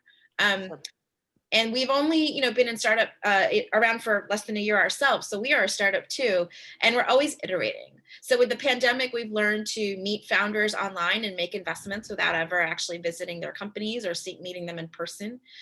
We've streamlined our investment process in early stage seed companies. So we actually, people who work with us will probably tell you it's still very bureaucratic and cumbersome in terms of all the data requirements we have. Again, partly due to regulation, but we have streamlined that process as much as we can to try to serve founders better and get them their money quicker. For the $50 million for Black entrepreneurs, we said we'll invest in other sectors. We're still kind of learning what that means. So, I can tell you we're not investing in food products or consumer products, and that, that could change. We're always kind of happy to keep folks updated. We also, especially because of the pandemic and our inability to travel to visit companies, we tend to invest in companies that we are asset light. So not real estate, not a lot of investments in a lot of sort of physical capacity, because we really don't have a way to assess that right now. We also don't invest in LLCs. So if you are an LLC right now, but you're planning to convert to a C Corp, that is basically what we're looking for to invest in. So those are kinds of things as we're screening. I think folks are talking about, like, what are you looking for? What are you not looking for? That's kind of a checklist. We're really excited about this fund. We're excited about funding Black entrepreneurs in particular. I think a lot of comments that were already made about venture capital and that sector were very on point. It is a very exclusive and clubby industry. There aren't a lot of investors of color or people who are allies, and even fewer who actually make the investment decisions. So the issues of bias are always there. And we all know we're always held to a double standards, higher expectations. And I'm not gonna lie, that still always happens. Right. I don't want to paint too rosy a picture, but we are really trying to counteract that as much as possible. It's often very hard for founders to connect with funders. You even need to have someone in your personal network. A lot of times funds are getting referrals from other funds. And so it's like, how do you break in? Gotcha. So I'm gonna ask you to wrap up, because I think you're beginning to surface some of the issues that I want the entrepreneurs to address, but this is a lot of good stuff. So real quick then, we're trying to be as accessible as possible. We've got a webpage, we've got a deck, we've got contact information there. So if you are fundraising, please feel free to get in touch. We're a pretty small team, but we'll try to get back to you as soon as we can. I so appreciate that. And then the follow-up information that I shared, thank you, Rashmi. We will have the deck and the report, and Rashmi certainly is easily accessible. So if you want to drop your email in the chat, I know people will follow up with you for sure. So thank you. And I want to just say that I thought it was helpful to hear from that, because I think a lot of people feel like we were talking about what's in that black box. So thank you, Rashmi. I'm going to ask Amanda, Erica, Carrie, and Ashley to join me now to hear all of this from an entrepreneur's perspective. I want to apologize to folks who are running a little bit over, but please hang on. I promise you it's going to be worth it to stay for the extra time. And then obviously we'll have networking after. So first, let's just do a round of introductions. Amanda, we'll start with you, then we'll do Erica, and Ashley and Carrie can talk about their company, and then we'll dive into some of the questions. Sounds good. What's up, y'all? My name is Amanda. I am the founder of Fiveable. I'm based in Milwaukee in Wisconsin. At Fiveable, what we're building is a social learning app for students to really help build their confidence. And so we produce content, help curate content, and then really connect students to each other so that they can pass their AP exams. Hello, folks. I'm Erica Plybier, founder of MedHall, based in Memphis, Tennessee. And MedHall is a B2B platform that connects healthcare providers with the best transportation options for people with special needs. So we're really trying to provide, or we're really trying to be that liaison between the healthcare provider and the transportation companies. We don't own any vehicles, but we make it easier for healthcare providers to book very complex rides like wheelchair rides, stretcher rides, and transportation for those who need door-through-door assistance. I love it. And then Carrie, Ashley, one of you tell us about Mixtros. Yeah, I got you. So I am Ashley Ammons. I'm one of the co-founders of Mixtros. The Carrie Schrader who you're seeing below, you are not seeing double vision. That is my mom. That's why I look like her. So we are a mother-daughter co-founding team. We started our company Mixtros, which stands for Mixer and Introduction Smushed Together. We are a software platform that can be used to increase engagement and collect data wherever 50 or more people are gathered live or virtually. We work across education, enterprise, and of course, events just like this. And I'm going to remind you again, go ahead and join Mixtros. I love it. I love it. Thank you. So we got a couple of questions. I'm going to integrate them in. But first, earlier, someone talked about Project Diane, which has been tracking investment in Black women in particular. We've moved the needle from 0.1% to 0.2%, in part because of you all on this panel. But reflect on that. Like, what does that mean? And Amanda, I'm going to start with you because you have been killing it in the fundraising business, and rightly so, even before the pandemic and now after. Does that mean anything to you? And tell us about your experiences. Yeah, raising capital has been really difficult for us. It's, in the first round that we did, we raised that round at the end of 2019, and it was a $600,000 round. And then in 2020, I've actually raised about, oh God, I think it's like 3.2 million in total, which is like pretty sweet. I think a lot changed after COVID, obviously. And for me in particular, like I'm in the education space. I noticed over the summer that a lot of VCs, in the past, they were really hesitant to get into ed tech. And then all of a sudden I was getting phone calls from everyone I had ever met. Hey, is your round open? Are you doing anything? What's going on? What are your numbers like? And so then I decided to reopen that a round and just like really launch into that.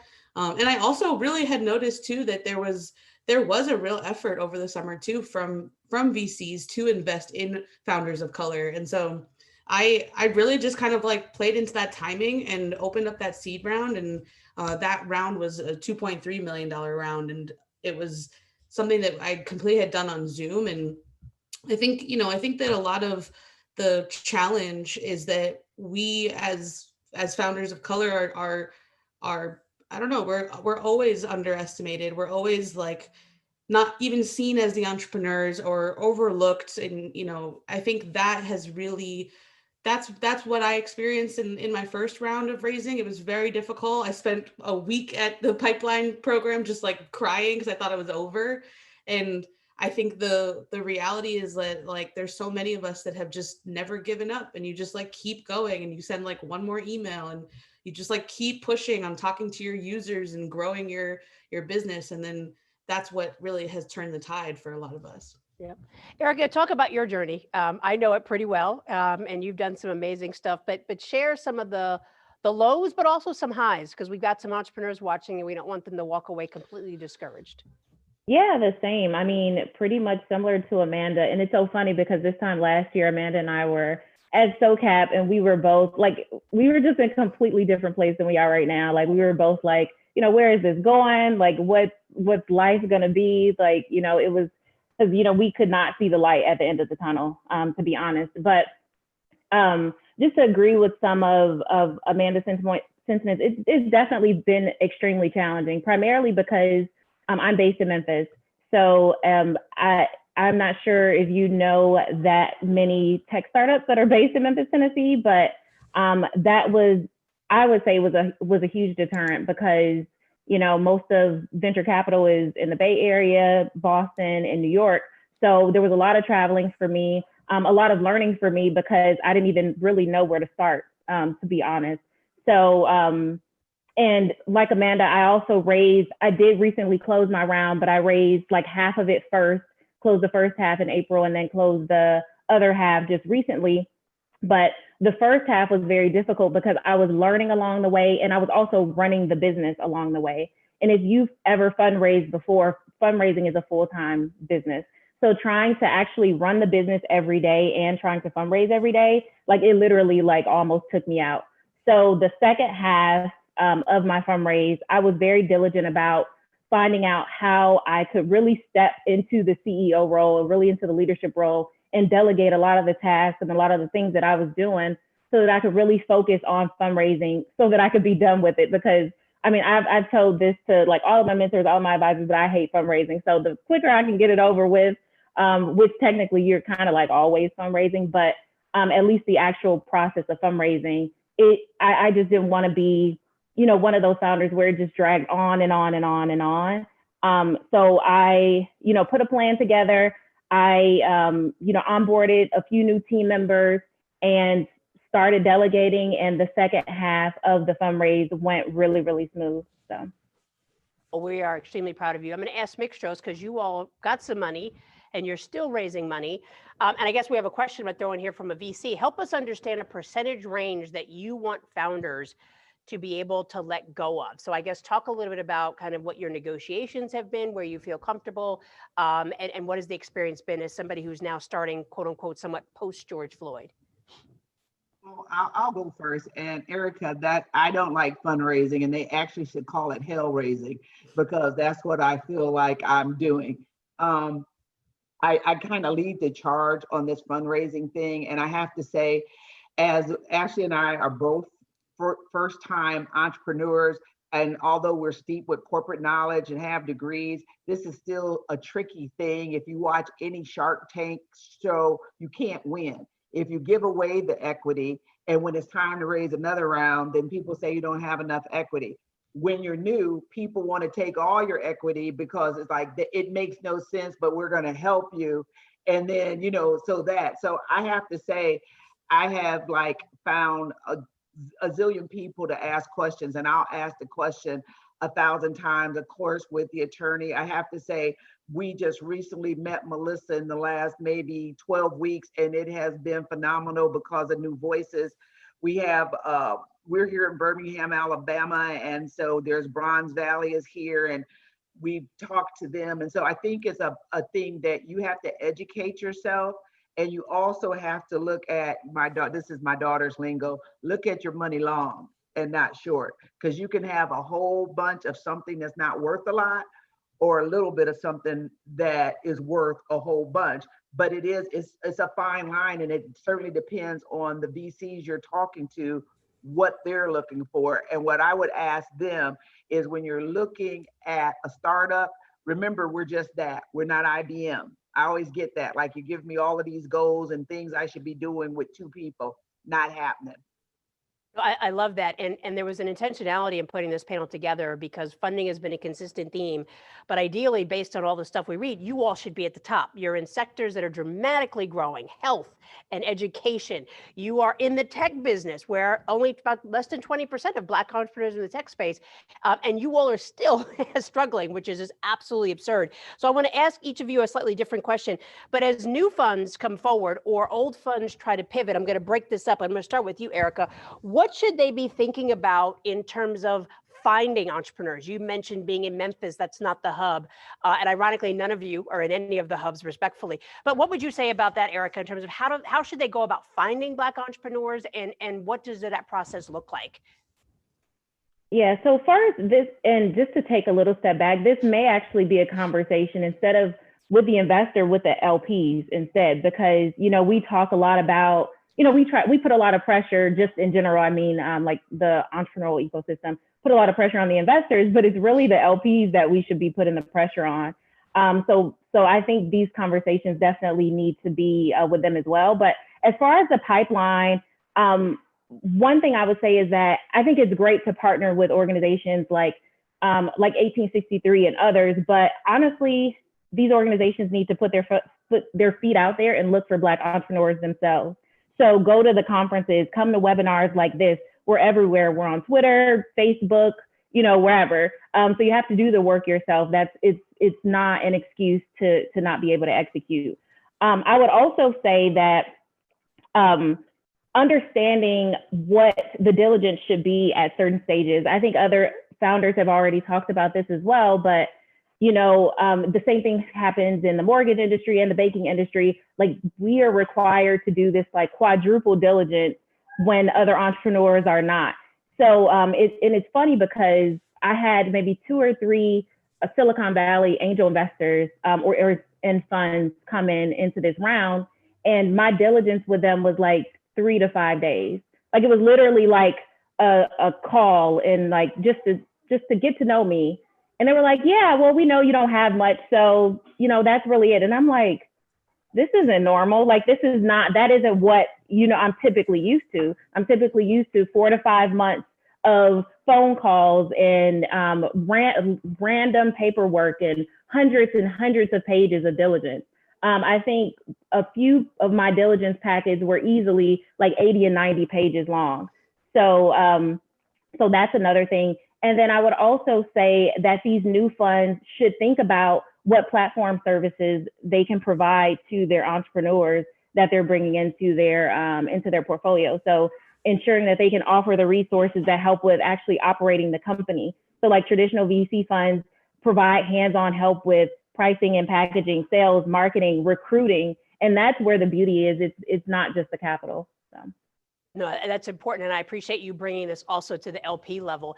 Amanda, let me ask you about the investment process. So you know, the due diligence, and then what happens after that, right? You've closed some rounds. What would you hope that investors do for you, learn from you, to also, to Erica's point, inform upstairs or behind them, the LPs, so that this process becomes less arduous, to Erica's point, less costly, but also more expansive for Black entrepreneurs?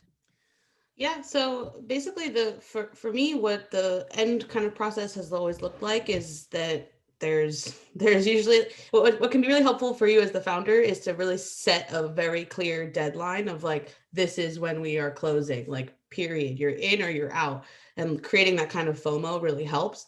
And then after the fact, you know, it's kind of crazy. Like it's sort of just like, you know, you get all this money is then just sort of transferred over to you. And one of the things that I've struggled with a lot is then going from having absolutely no money to then having a lot of money and not really knowing like you have a plan, you obviously raised on the whole thing, but like, how do you manage that? Because then your like mindset starts changing. And, you know, in the past it was like every cent mattered, and then all of a sudden we have it and it becomes easier to just spend it. And so I think that what investors can really help Black founders with is the spend, is like actually managing that use of funds, you know, after you have closed, and helping you with hiring. Like, how do you create the right pipelines that you need and actually put that capital to use, you know, and, or even things like, you know, like you have all the capital now sitting in the bank, and like, how can you even put that capital to work, even if you're not spending it? Like, those are not things that people talk about. And I've had to sort of figure out along the way, and I'm 100% sure I've made mistakes. And those are, you know, those are kind of the like pitfalls, right? Like, raising money is only the first step, but then what do I do once I'm in that room? I'm now on a path to a Series A. How do I make sure that I'm going to be ready to do that when the time comes? No, and of course, again, the chat is get an amen quarter behind you. Everybody's cheering for all of y'all. But I think you raise a point, right, that money is a means to an end. And so it's not enough just dropping a check and saying, good luck. Because research shows it costs Black entrepreneurs $250,000 more to start the same exact business as their white peers. We know that people are not jumping out the woodwork to give us pro bono anything. And so just the cost of running the business, so to your point, Amanda, providing resources and support is huge. To Ashley and Carrie, either of you, what has been your experience, and what would you, you know, as you continue your fundraising path, what would you say to folks to help as you all are kind of just entering the scene and getting your first round? Yeah, absolutely. So there's a couple things. So one thing is, this has been an extremely long game. So just to give everybody perspective, we came up with this idea at the end of 2014. We then, over the course of 2015 to 2017, raised $200,000 of friends and family capital. And again, that's extraordinary because Black women at the time were raising like $36,000 in, you know, capital at that stage. And the reason that that was able to happen is people will always say, you and your mom working together, oh, that's so cute. But that is probably the most offensive thing that you could say to me, because it's not cute, it's strategic. Part of the reason we were able to raise that capital is because my mom's friends and family were at a different life stage than mine. And so they had disposable income that they could, you know, afford to invest in our company. And so what I will say to people out there is, if you're looking for a co-founder, do not sleep on women over 40 because they just know how to get it done. So that's one thing there. You know, after we went through that whole process, then we were able to raise $1 million round at the end of 2018. But that came after years and years of being in this business and of work. And so what's interesting there is that seems like that was growth capital, but in actuality, because we're always behind the race, it was foundational capital, because then we had to go back and fix all the things in our business, put process behind hustle. We had built a business on the hustle of Carrie and Ashley. So if one of us got hit by a bus, over. So we had to go back and put process in there. Now with process, we're raising around, so it's actually time to grow. So, you know, a couple things to the investor folks that are on here, because I was listening to y'all and I was also taking notes. One, fish in the right pond. This is something my mom says. You will never find a freshwater fish in a saltwater pond. You need to come to where we are already. Two, your mentality when you fund a Black person can't be, I got one. That should never be your mentality. Like, it's the craziest thing to me, because you know what that does? That puts undue stress on us as founders. Like, we can't fail, because if we fail, then y'all will never give money to another Black person. Who's trying to carry that around with them?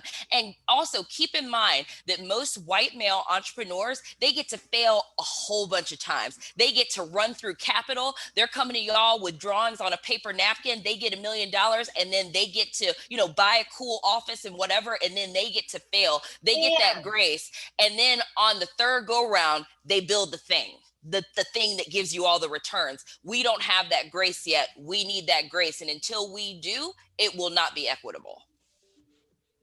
Let the church say amen. Andre Couch in the house. Amen. I need an organ. There you go. Well, first of all, I appreciate the shout out to those of us over 40 and over 50. So let's just be really clear.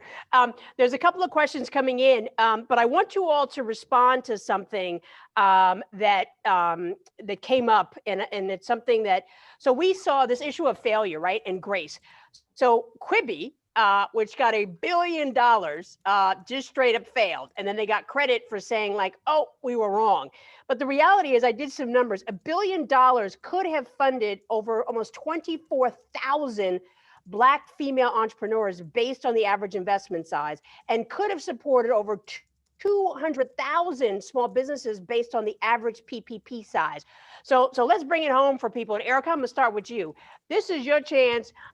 Unabashedly, what the heck would you say to LPs and VCs and any other investors? Because we've got some folks who are also asking about loans and lending. What would you say to them? Like, this is what you need to do. Yeah, so the first thing I think I would say is that we first need to understand to Teddy's point earlier, we need to understand Black founders' entrepreneurial journey. We need to understand the disparities in the funding, understand the stories behind these numbers. We also really need champions within these organizations that can help us understand, that can help the rest of the organization understand the disparities in lack of access to capital. And honestly, we need these champions to be relentless. Like, we need them to go hard for us. Like, for example, I'm actually really proud to say that we are City Impact Fund's first seed stage investment. And honestly, my experience with City started because of Rashmi and her leadership, and she was relentless. Like, during a social impact conference a few months ago, I learned about the City Impact Fund. I looked at Rashmi's LinkedIn page, but I didn't reach out to her because honestly, like, I didn't think at that time it would have made a difference. Like, you know, I mean, we know that that's how venture capital is. I don't have a warm intro. I don't know them. I don't have a connection. So I wasn't going to waste my time. Rashmi actually reached out to me because she saw that I looked at her LinkedIn page. And that's the kind of initiative that it takes. You know, I felt that, you know, I was too early. I'm based in Memphis, you know, all of these different things.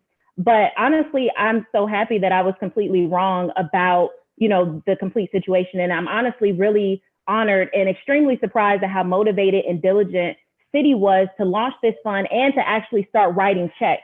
Because it's a difference to make, you know, a big announcement, you know, on Twitter or, you know, in a news article, but then you hear about these things, but 2 years later, like these funds haven't even started writing checks yet.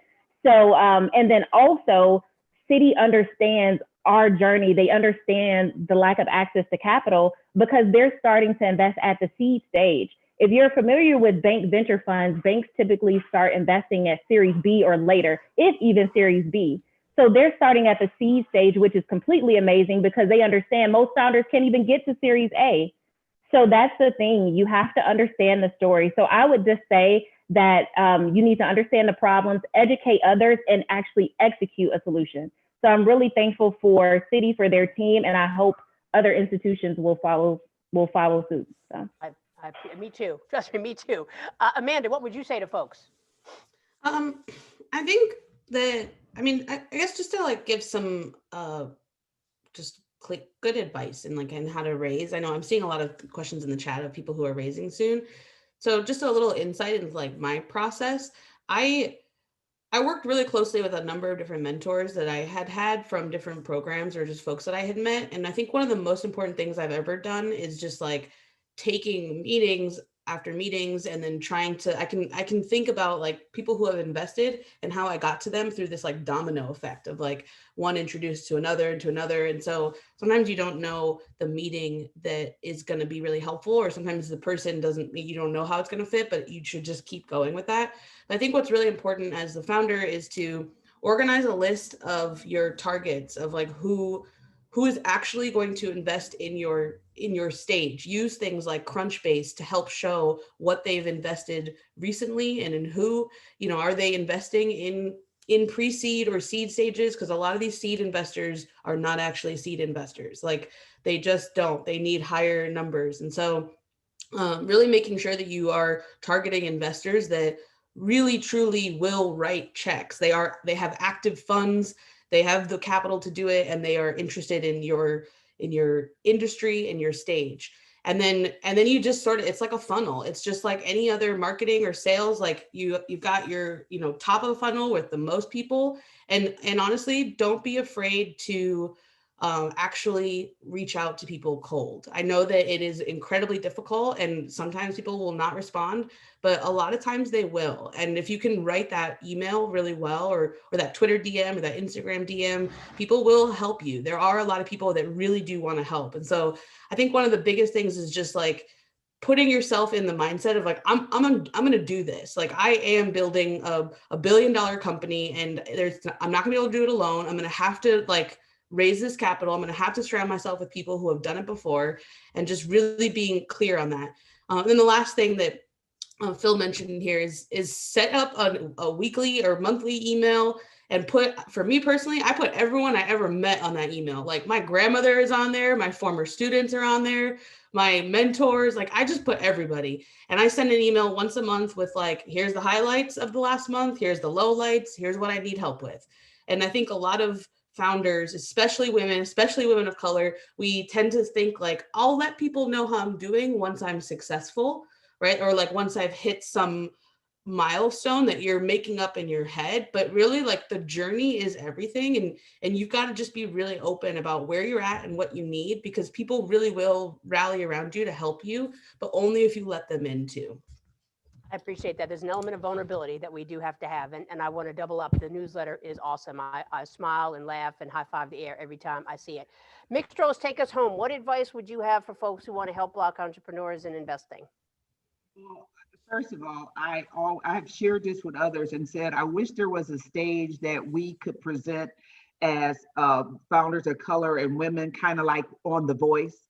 And so the people couldn't see you and your voice was muted out and they could just hear, because there is something to people talking to me when I have on this particular earth suit that, we all have biases and we really have to work hard. I think having true intention in what you're doing, to the whole thing about don't go fishing for a Black woman where only white women or white males are at. Go to some sorority houses, go to where people are, get in touch with 1863. I have to shout out Kwame Anku of Black Star Fund, who before it was cool was investing in Black founders, and he just made an investment in us. His whole portfolio is Black, and half of his portfolio are made of women, and he even got an old woman in the portfolio, not that old. I think that we have to look at the process. I continue to get frustrated on some of the things that people ask us for that is impossible for us to have at this stage. And, when you look at our company, you look at Ashley and I, and we are the 2 full-time we're our only two full-time employees, are Ashley and I. And then I would just say to the entrepreneurs out there, when you're looking for VC money, like, it's not give it to me because I'm a Black female. You need to bring your A game, but your game should be, the A game should be the same game for everybody. And so when Ashley and I get into accelerators and programs, and Melissa, you know, once we get involved, we get involved fully. This is a full-time job and hustle. I just expect to get the results back that I look at my colleagues of a different gender and color doing much less than what we do. So I don't believe in I should have to work 47 times harder to get the same dollar. I believe that we all have to understand there's work to do on the entrepreneur side, but there's some eye-opening to do on the investor side. So can I say two quick things, Melissa, before we wrap it up? Two quick things, yep. y'all. Please. So one thing is, I want to encourage everybody on this call, whoever you are, when you're going into meetings like this, show up as yourself, because it will pay you back dividends. Like, no longer should we have to go into a room and adjust to maybe the old white men, and we're not knocking old white men, they're cool too, but you shouldn't have to like adjust who you are to fit that. They can actually adjust to you. So don't spend time doing that.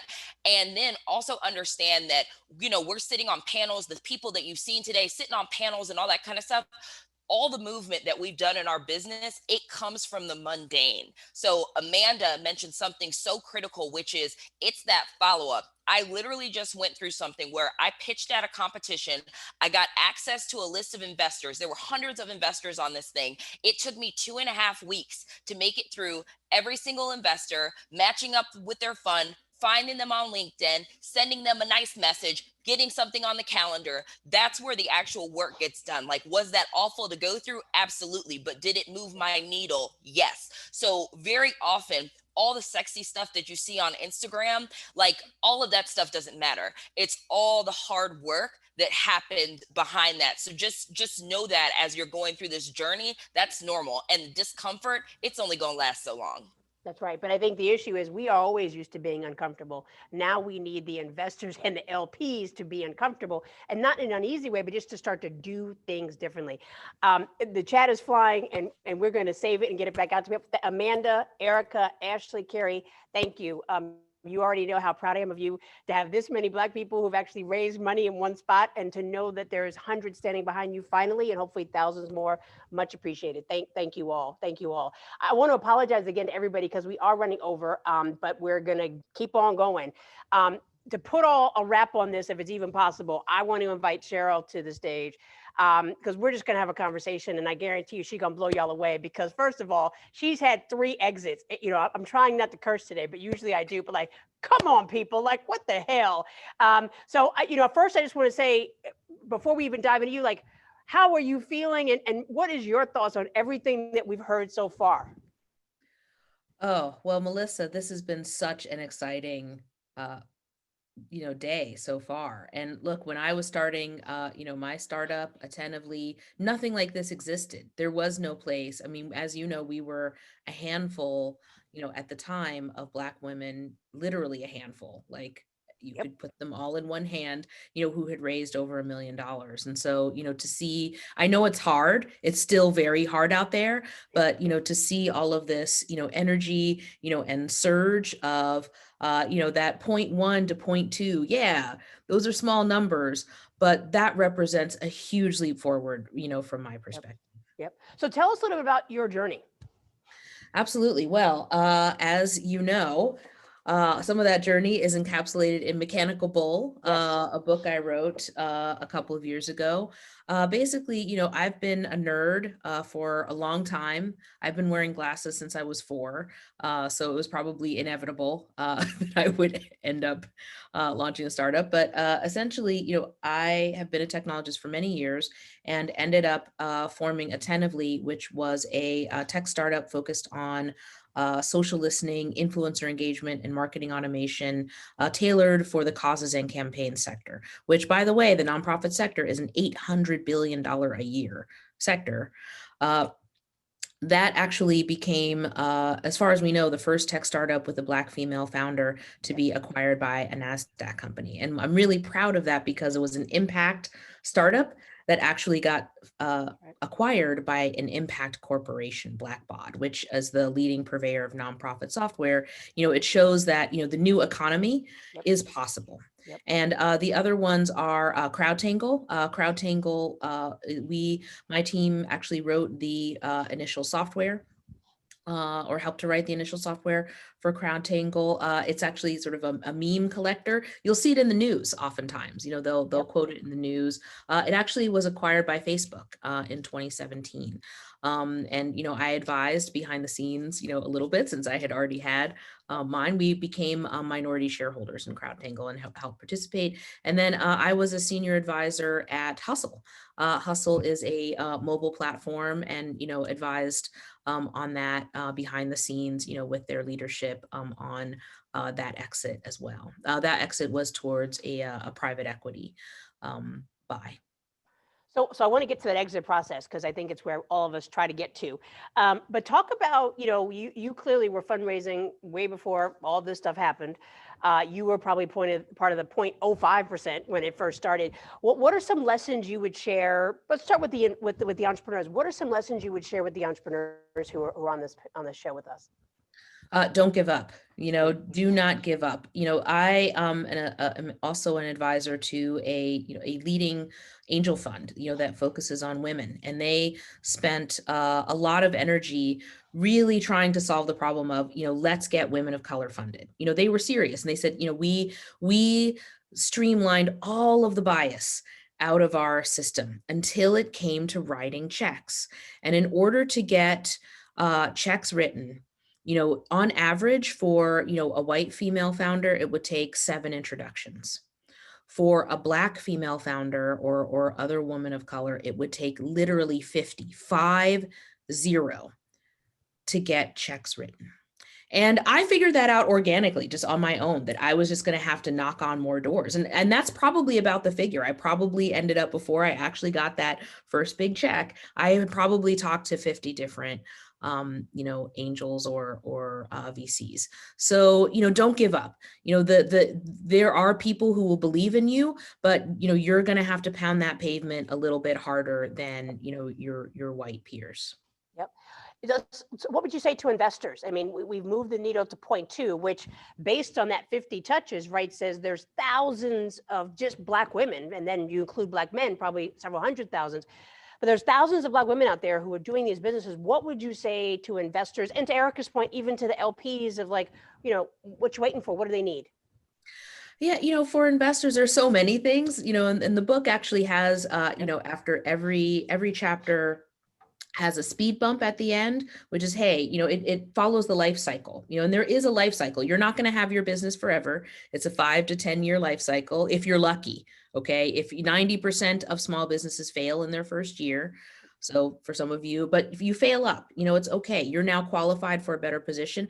But, if you're successful, really successful, you're looking at 5 to 10 years, in that life cycle at every chapter, I talk about the speed bump that, if you're, Black or brown or female, or God help you both, what is the thing that at this point in the life cycle is going to hold you up? And there's an investor eye opener. Hey, if you're an investor and you're sincere about trying to help, here's how you can help, at this critical moment to help your startup get over that speed bump.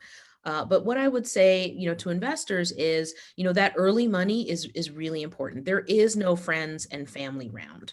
Okay. If you are a Black technologist, you are probably making the most in your family or near that. If I had tried to do a friends and family round, and talk to my cousins and, aunts and uncles and be like, hey, I've got this really great idea for this tech product. And, I'd love for you to come in. A whole bunch of people would have owed me $20. Okay. That's what would have happened. Right. And so you have to lean in, you assume that there isn't, Black wealth in Detroit is literally, there's a statistic, it was $8 for a household. You know, for a white family, it was like $100,000. I mean, these are just apples and oranges in terms of starting your framework of like, what is that parachute or cushion that that Black founder has? We talked about it earlier, you know, where, you know, there isn't, you know, they say you're not supposed to mix your money, but you have to self-finance when you're Black, because that's how you're getting your start. And that's really hard, right? Like most white founders are not necessarily playing with their own money. I'll tell you a story. A friend of mine, I won't give his name, but he founded a very successful startup in our space, you know, that a lot of people use. It got really big, but I said, you know, how'd you get your start, Jim? And he said, well, you know, my grandmother died and left me $600,000 and I quit my job, you know, and started my company. He's like, yeah, so that's not going to happen if you're Black or brown. No one's going to die and leave you 600. It's just not, it's unlikely, right? Like that's not going to happen. So if you're an investor, know that, you know, your startup founder is starting really behind in terms of the amount of capital they can just sort of like amass and play with. Yep. Right. They don't have, their cushion is very thin. And so, you know, if you can, you know, you might think of it as overcapitalizing, but it's actually just, you know, providing that, you know, filling that stopgap, right, for that person. Overcapitalize, because you will see your investment. Here's the other thing I would say to investors is, right, people talked about like, you know, having to, you know, jump through all these hurdles to like just get the check signed. Which, yeah, a lot of my white founder friends did not have that experience at all. They were like, yeah, I had this conversation, we had lunch, and they wrote me a $400,000 check. I mean, like, okay, so, you know, here's what I would say. You know, there is this perceived risk, right? There is this distorted perception that somehow, you know, Black and brown founders or female founders or both are riskier. And it is the opposite. Okay. All of the numbers show that it is actually the opposite, that you are making a really good bet, because by the time someone has found you, by the time that Black or brown or female founder has found you, they have been through a lot. They have survived a lot. They have already proved their resilience and their intelligence, their drive and their ambition. They are overqualified for your investment, and they are likely to perform better. I love that. I am overqualified for your investment. There was so much there. The whole thing about friends and family, I tried to get friends and family. They said, yeah, we'll give it to you, but I need it back next week, which is not what the whole purpose was. But you also brought up this concept that I think investors are not as, which is this Black tax. Like, forget even being an entrepreneur. There is a Black tax for that person who has a full-time job, who has a salary job, and who has health insurance. You got to take care of a whole bunch of other folks, but that's how we take care of our community, and people really need to research that. Let's fast forward a little bit, because I think you nailed it in terms of like it's a 5 to 10 year horizon, and ideally you've got many more businesses in mind. Talk a little bit about the M&A process, right? Because obviously, you know, raising money, I think it's not a forward thing. It's kind of like, this is where I want to be, and I need to reverse engineer so that I'm aligning the right kind of people. Talk about that process. And obviously you're advising a lot of folks that are thinking about this. What would you say to entrepreneurs in particular, and even to investors who are thinking like, how am I going to get my money back? Well, absolutely. Well, you know, one of the things that I think, you know, is a weakness for a lot of Black and brown founded companies is thinking of the exit strategy first. As you are founding your company, you need to be thinking about, you know, what's the end game here? Because, you know, and you might be thinking in your heart, like, no, you know, this is my baby, you know, this is my idea, this jewel, I'm going to keep it forever. And that's a fantasy. Okay. Not going to happen. B, you know, look, you know, if you want your baby to grow up and graduate, this is the college. You know, if you're lucky, you know, you're going to send that baby off to college. You know, when Blackbaud bought our company, I was like, it's going to go off and have its own life, you know, like, and have a bigger, you know, on a bigger platform. It went into 30,000 different, you know, nonprofits, you know, where we had, you know, obviously a smaller client base. So, you know, when you're thinking about the exit strategy, first off, you know, that changes your strategy, right? In our case, you know, for Attentively, it really changed how we saw strategic partnerships, right? I mean, MailChimp at one point gave us money to integrate with their platform, you know, and look, acquirers in particular, you know, they don't just cold acquire you. It's part of a relationship. And often the conversation, here's, some lingo for you to keep in mind, hey, we want to deepen our relationship with you. That is code for we want to buy you. We want to just swallow you whole and make you part of this family. But they're not going to feel comfortable doing that, unless they have had a chance to see you work, they've had a chance to catch your vibe, to see if there's a cultural fit, to see if you're a team. And there are 3 reasons why you'll get acquired, right? It's team, it is tech, and it's revenue. And usually you're most attractive if you can get, if you've got 2 of those to sell, right? And so, you want to, and oftentimes, the team itself is very attractive just all by itself. Because as you know, coders, and qualified techies are in short supply. But tech is also, of course, very valuable, and money, I don't think I need to say anything more there. In terms of then, thinking through your exit strategy, there are 3 forms of exit, right? There is, you fail. But again, you could fail up, you're qualified, you have shown, you have drive, you have ambition, you've, performed in an executive way, you're qualified for a new job. You can get acquired. And that's like, I think like, a very small, like 2% or something like that. And then, an even tinier sliver is IPO, where you're on a stock exchange and you make the big money. That is very rare. Okay. Like if you, and then within an acquisition, there are 4 types of acquisition, right? There is, you maintain your dignity, and hey, there's no price on dignity, is there? AKA the acqui-hire, so they're bringing you in, right? They're bringing you in, but you don't really get much more than that, except a great new job and a great title, and same for all of your team, maybe some stocks, some shares.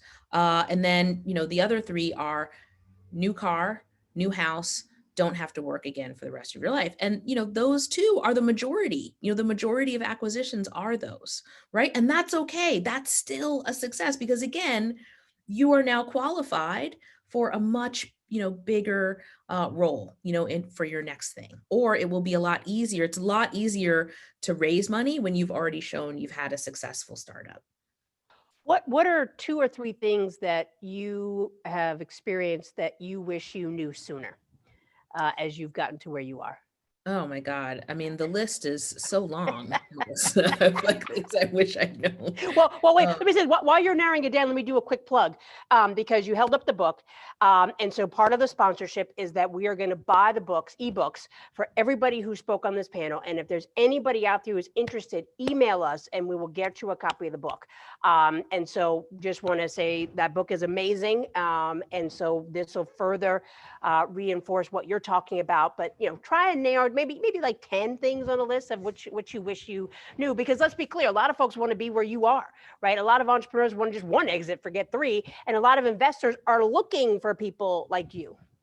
Sure. Well, I would say, one thing is, and you folks, the book, I see some stuff in the chat, the book is really funny. I mean, if you like this, if you're feeling this, the book is more of this. It's not boring. I tried really hard to make it both entertaining and just rich. Like it literally is if you want to know, like, what it is I wish I'd known, it's all in the book. I literally wrote the book that I wish that I'd had when I was starting.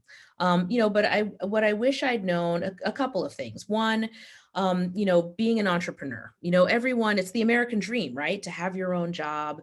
To have your own company, to work from home, to have, to be your own boss, right? But let me tell you something. The reality of the situation is, when you are instead of being your own boss, owning your own company, you now have, or having like 1 or 2 bosses, now you have tens, thousands, millions of bosses. Those are your customers and clients. And if you're, working from home in your pajamas, it means you can't afford an office, and you haven't stopped working. So you haven't had time to put on pants. Now, if you're still excited about becoming an entrepreneur, please, I'll continue. The other thing I wish I'd known is, you're going to work the hardest you've ever worked in your life. I mean, my business partner and I, had $10,000 each to invest, that we'd scraped together in our first business. And I was like, look, if we don't have clients by the end of this month, I have to get a real jobbity job. Okay, period. And we worked every day, literally 7 days a week for the first year. And then after the first year, I was like, okay, I might actually die if I keep doing this. And so we actually switched off. We would switch off. One of us would take Saturday off and one of us would take Sunday off. We literally never stopped working the first, I would say, 18 months. And that's normal. Okay, that is normal. Like the first, 12 to 18 months of your business is critical. And then, the other thing I wish I'd known is that, racism and sexism show up differently in the 21st century. No one's going to call you the N-word to your face. No one is going to, just like, sick some dogs on you or like spray you with a fire hose to get you out of their office. Okay. It shows up more like, when like it's hard, right? Like, some of the folks were like, why is this seems like it's taking a long time or it's hard. Like I'm not getting a yes, but I'm also not getting a no. Like this is strange. Okay. This is racism at work or sexism. Another way it shows up is, logic, where like someone says something that does not make any sense or does something that just does not make any sense. It doesn't compute. And you're like, that's odd. Like, that's a strange decision matrix. Like, I don't like when logic leaves the room, racism or sexism have entered the room, right? Like, because it only makes sense where you're like, okay, the only way we get from this to this to this is if you have to add in racism or sexism into this equation, because otherwise it just doesn't make any business sense. Like it's not a business decision. So, look for those things. Like you're not crazy. All right, is the thing that I would tell my prior self. Like you're not crazy when your spider sense and your intuition, which by the way comes from the smartest part of you. Your intuition, your gut instinct, your hunch comes from literally, this is neuroscience, millions of calculations that your brain does in the background. It crunches it in a black box and the output is that instinct. Listen to that. Especially when it comes to this kind of thing where you're like, something is off here, something is wrong, and don't waste your time with it. Like just cut to the heart. Don't try to understand it. Just be like, this makes no sense.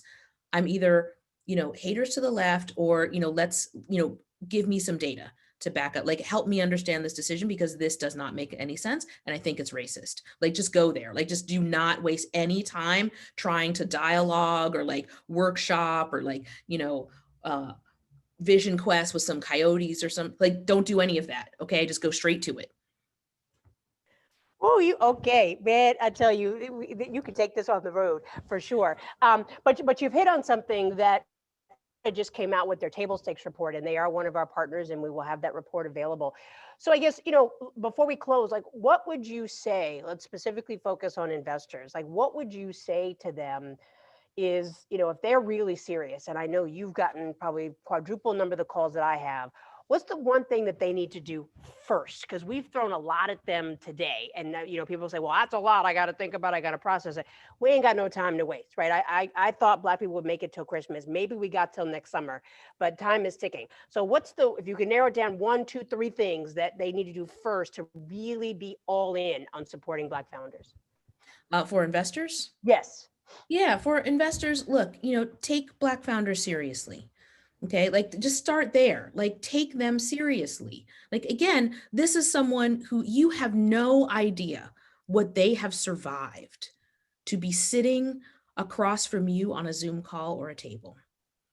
Okay, so understand what they have been through, like really rest in that like this is someone who, has already proven themselves. Like they don't need to prove themselves to you. So just like take that off the plate. And then from there, again, overcapitalize, especially in this moment right now, where again, as you said, Melissa, there's a good chance that a Black or brown founder is supporting other people right now. Right. That's right. That they're not just, sort of like, floating on a giant cushion of cash from their grandma, like they're actually supporting their grandmother right now. Yeah. They're paying those bills. Yeah. So, know that they need a little more, they need more capital early. It's not a waste of money. You'll find that they might need less later, but they need more upfront, in order to bust through these hurdles and move as fast as they can. I would say that those are the big things. Believe in them. and show that belief with your dollars and with your network. The other thing that Black and Brown founders, may not have as big of as, is, counselors, advice. Those are the things that, will, and network, those are the things that can actually make a really big difference for Black founders. Yep. That you have. I cannot tell you how much I appreciate you. My phone is blowing up. The chat is blowing up. I had no doubt that you would just shut this place down in the best possible way. I just want to thank you on behalf of all the founders that I know. I'm privileged. When I called you, I said, I remember the last time I saw you, and like right after that, boom, like you were off to the races. And so most importantly, thank you for giving back in terms of being here. Thank you for writing the book. The email is already, we're going to be sending copies to everybody. And thank you just for being you, because I know you're getting a lot of calls, and I know most importantly, you're keeping it real and you're making sure they're seeing us. So thank you. Thank you so much. Thank you, Melissa. Your work is, that I know how outstanding your work always has been, and it's been exciting to see 1863 Ventures grow. And thank you, everyone. I know whatever you're going to do, you listening is going to be amazing and will change the world. Yes, thank you. I so appreciate that. I want to thank everybody. Folks are still hanging in there, and boy, am I damn near impressed. But appreciate you because we've run over. I just want to say thank you for attending. If you have not signed up for Mixtros, then please do, because there's networking to continue for those of you who've got some time. We want to thank AARP Innovation Labs for making this happen. I want to thank all of our partners for sharing their information. When this is done, anybody who registered will get a link from us to a Notion page that everything, every resource, every partner, new resources, everything is there that you could possibly think about, including some grant programs that you should definitely apply for depending on what city that you are in. I want to thank you all for hanging in there. We do this out of sheer love. I want to thank the entire 1863 Ventures team. This has been a push beyond to get this done at the end of the year, but to have so many amazing voices show up, I am deeply grateful. So I thank you for attending. I wish every single entrepreneur continued success, and hang in there, because as you heard, it is not about you. And to any investor, any ecosystem builder, know that it is not us, that the successes you heard today are just the tip of the iceberg of what is possible within the Black community and so many other non-white communities. As Cheryl said, you need to see us, you need to understand your journey, and you need to share the risk with us, because we have risked everything. For the past 400 years, we have risked our lives and our livelihood. At least meet us halfway and join us in the journey. There is a guidebook in there for anybody who's interested in investing in Black founders based on these conversations and what we know. And most importantly, as we come to the end of the year, happy holidays, whatever you celebrate. And most importantly, stay safe and stay sane. Thank you all so much for being here. Peace.